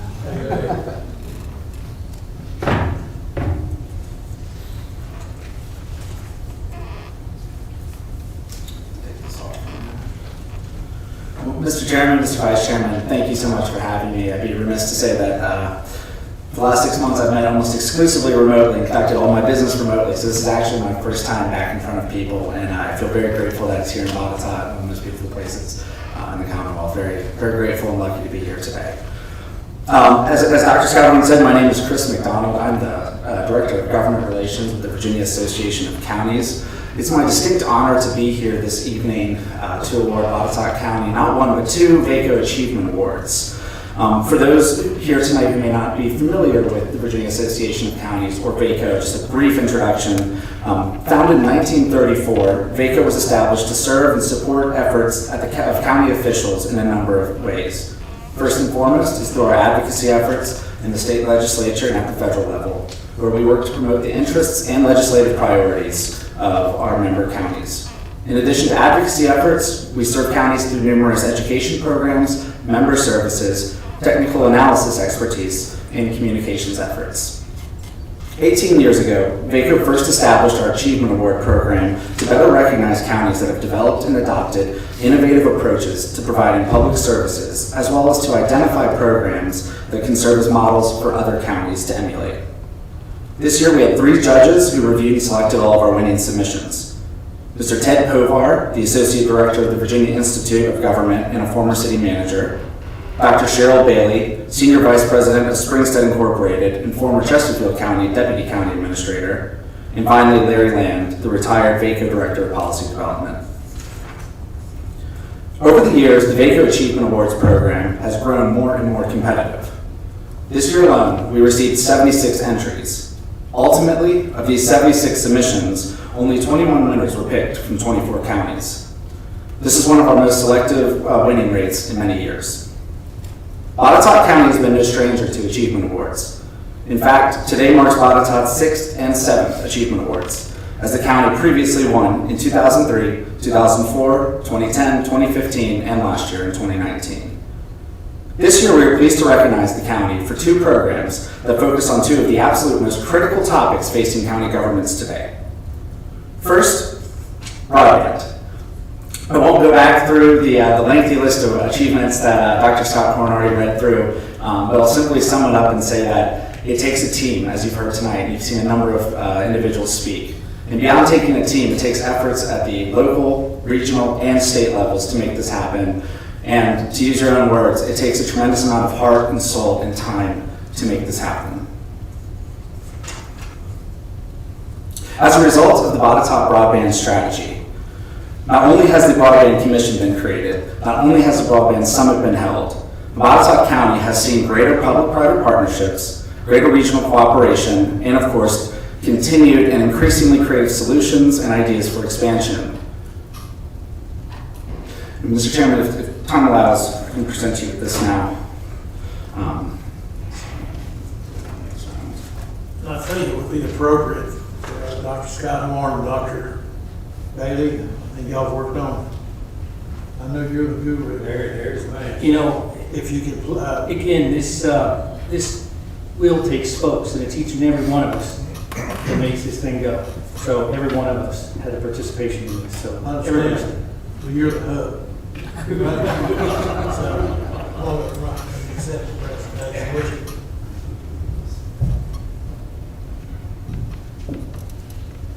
Dr. Scott Horn, on behalf of the Virginia Association of Counties, I want to congratulate you on the tremendous amount of work done, and really thank you for setting an example for the rest of our counties to really seek to live up to. Congratulations. Thank you. Thank you very much. I appreciate it.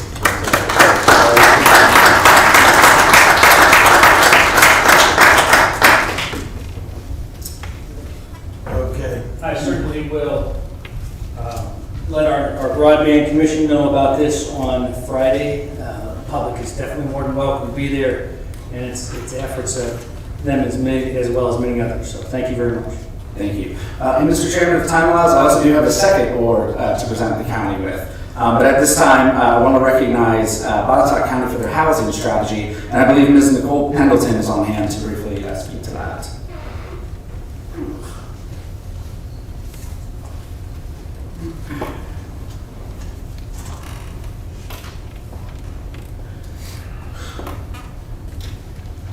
Thank you, sir. It's wonderful to be down here to be a part of this. Just a little bit of information about the housing strategy that we've had. So many know for most of its history, Botetourt County has been predominantly rural and suburban, most often seen as simply a bedroom community for the Roanoke Valley, or a retirement destination for people moving from the west and northeast. So this really led to a traditional housing stock, mostly low-density, single-family homes that are owner-occupied. So broad access to and availability of housing options in the county was severely limited. In 2016, you all also know, over 1,000 new jobs were announced in the county, and you as a board set a goal of having the ability for those who work in the county to also live in the county. This had added benefits of helping to create a more complete community so that Botetourt and other businesses would grow up around a diversity of housing options and an increased population. So with that goal, the county created a housing strategy to create more housing. It began with a consultant report analyzing the existing market, and then the housing summit that brought together over 100 regional, state, and national partners to engage with the county and to develop solutions together.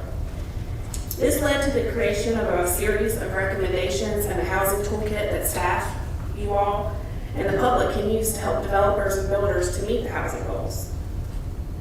The goal more than exceeded. Nearly 1,000 new units have been approved or developed. Many more are coming.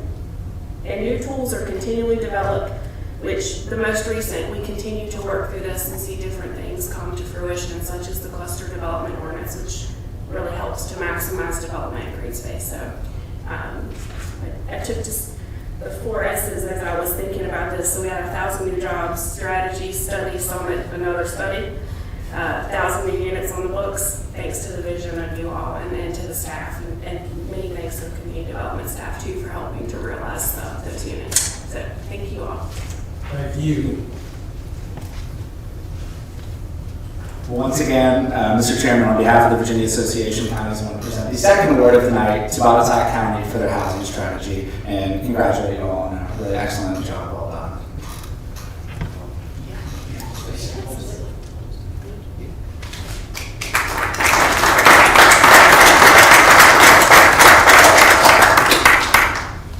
Well, thank you again, Mr. Chairman. With that, I'll leave you with a quote from one of our judges who expressed that, "I continue to be inspired by the good work done by Virginia's counties. Year after year, counties like Botetourt prove that achievement awards are a treasure trove of ideas and innovation." So thank you very much and congratulations again. Thank you, sir, for coming down here and participating in this. We appreciate it. Thank you so much. Hold on, just, Mr. Chairman, if I can, if I could have Mr. LaRue, with your help through the needed process to get each of these projects funded, as I tried to do earlier, and contracts accepted, so we can start making these connects in Botetourt County.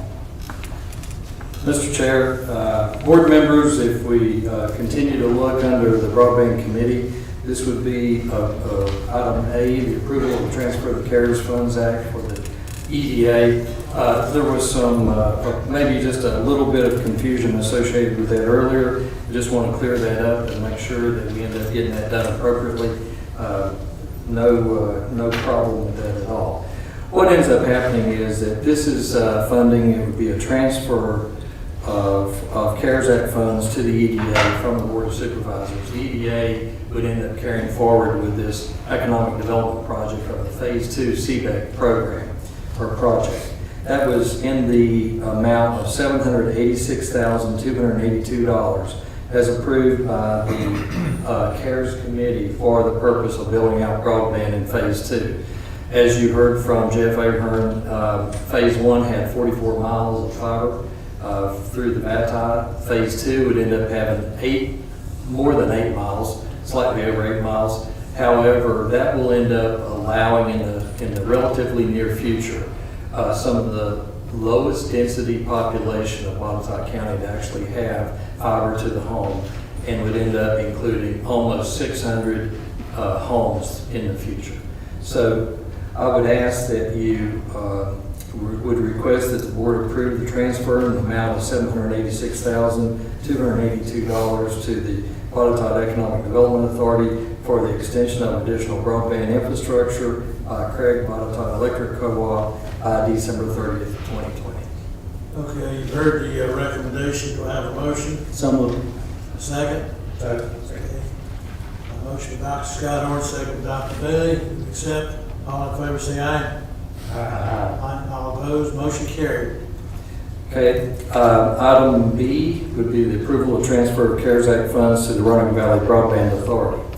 As has been mentioned, I serve on that authority on behalf of Botetourt County, and the authority has actually done the procurement associated with the build that would go from Greenfield to Etzler Road to Blacksburg Road, and then ultimately connect to CBEC territory, and would end up providing data sources back to this building as well as other connectivity.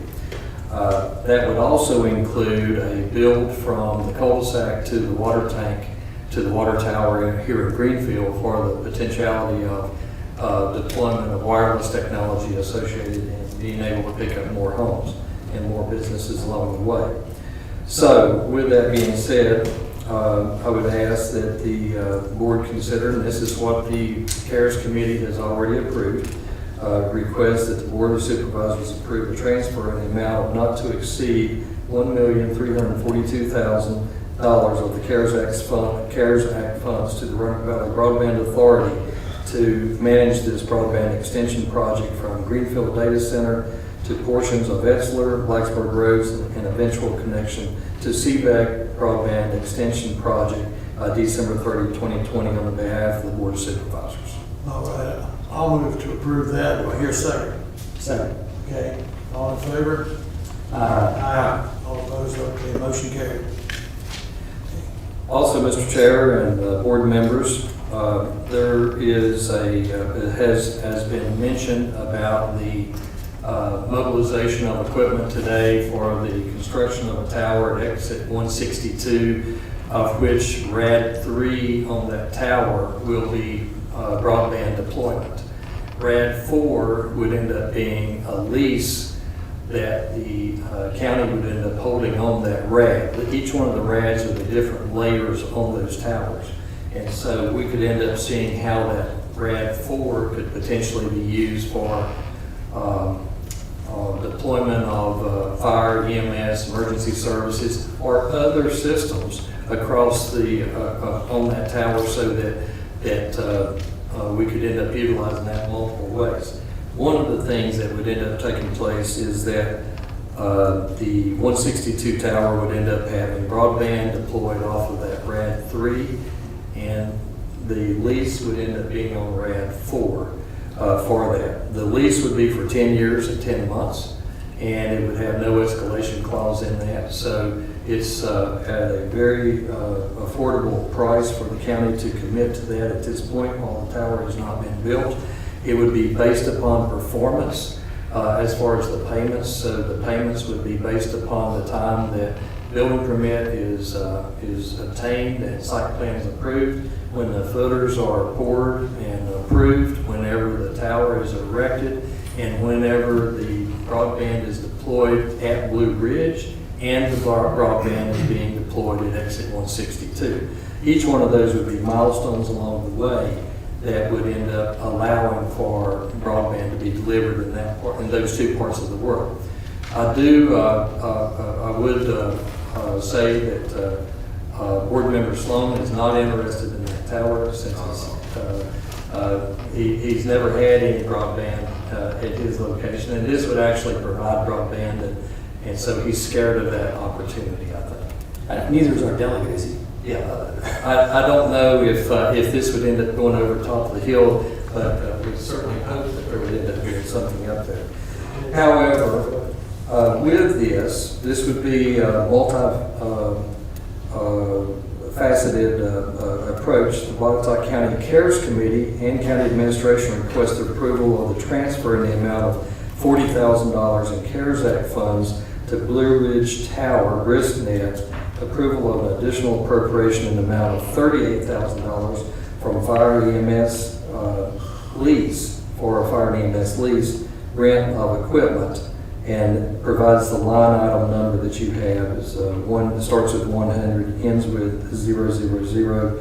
Tony's got everything in between, for a total of $78,000 to support the RAD Center lease under the conditions that payments will be made to BriskNet, Blue Ridge Tower BriskNet, based upon the specific performance as listed in the proposed lease, and authorize the county administrator to sign the lease agreement on the county's behalf.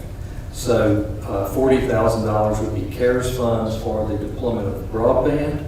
The $38,000 would be for the lease that's associated with that tower. Mr. Chairman, I want to thank our county attorney, if we can, Mike has done a wonderful job trying to put together this lease and confirm that everything's going to be done on this, as Mr. Leary had talked about. So I want to thank you for the hard work and the time that you spent on this. Thank you, sir. And with that, I move for approval. Okay, we have a motion. Do I hear a second? Second. Second, Mr. Slow. All in favor, say aye. Aye. Motion carried. Thank you. Mr. Chair, at this point, I think Mr. Cody Sexton may have something that he would be coming forward for.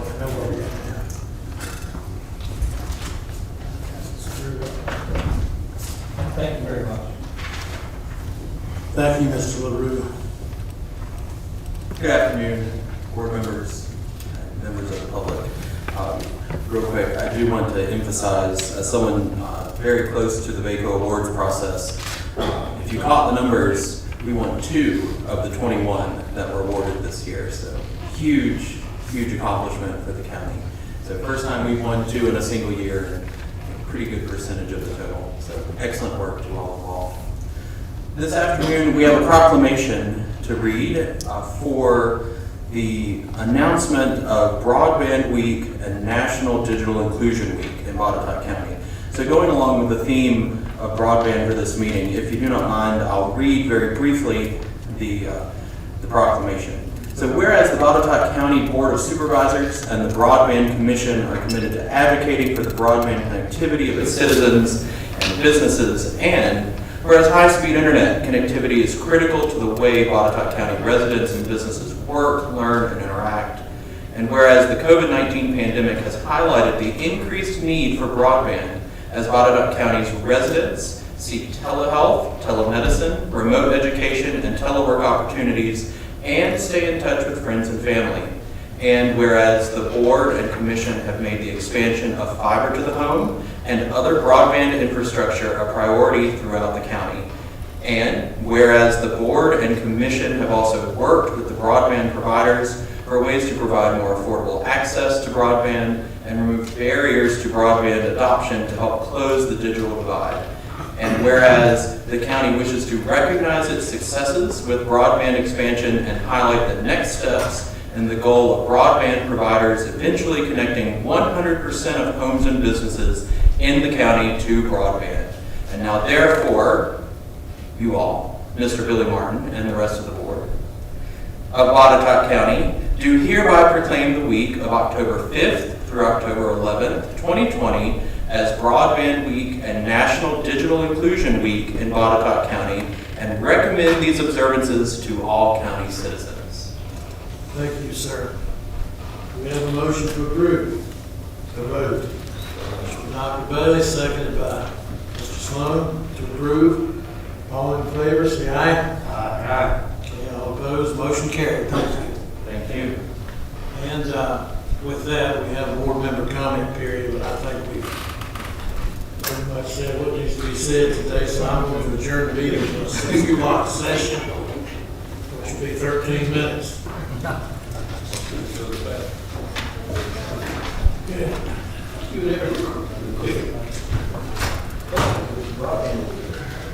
I know, it was not.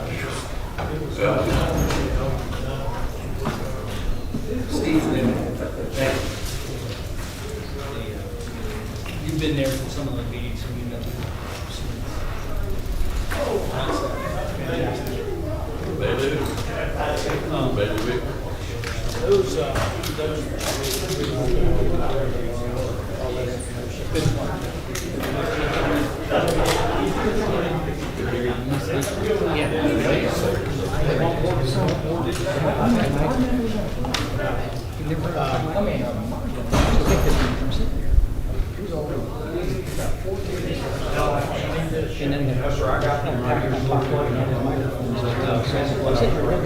They started the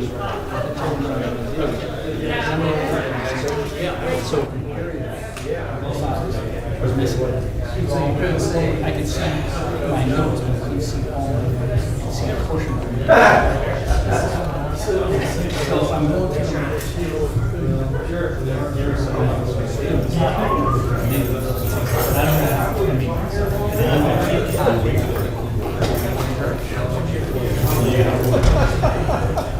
yeah, it was blocked. And then I come back here, sit down. It's all fine. So these things last about 10, 20 minutes. So, no. So what you were driving? Yeah, the first time it happened, Denise was pregnant, changed jobs, we were moving, and So nice to meet you. So, I'm fine, I didn't feel problems. I'm under everything on the left hand side. Yeah. Just like, it's fine. What I said. I'm stressed out. No, that's not. Maybe you look stressed out? No, not cool. I'm sitting there, couldn't see.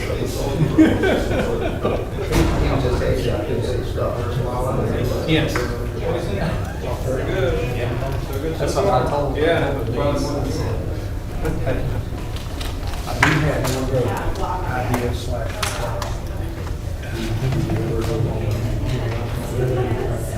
There you go. It's definitely. No, there is.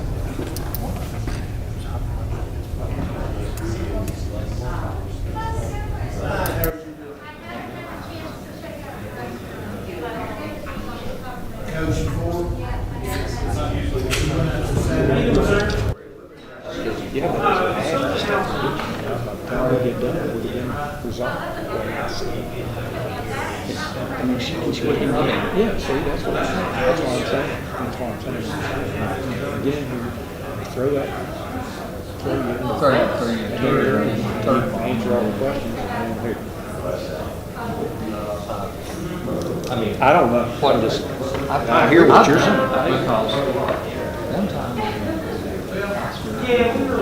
he was saying, and it wasn't just him. Oh, good. Other people started catching on their good side. Everything along the way. I mean, it's limited. That works beautiful. But if you want to try. I don't know. I just, you think about it. Think about it. I mean, you got the experience. I'm open to trying something different. That was, Just, to me, it's like 14 years ago. I've been in a few meetings now, not as many as you guys, but it seems like about at least half an hour of the time gets thrown out is already being addressed in an appropriate way. So by the time the interview, but they don't want to I don't think. well, yeah, I'd rather, that's fine too. I just want to hear, you know, working hard, you work. I don't know. I don't know, I'm just.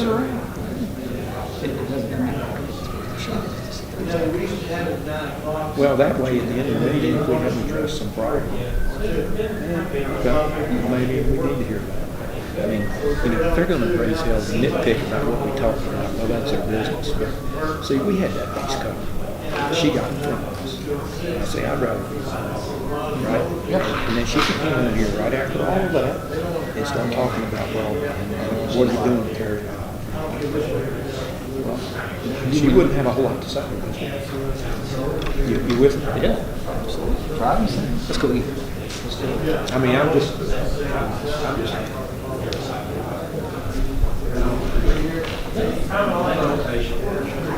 I appreciate you saying something for me. I appreciate you saying it. Believe it. Yeah, I work with special right.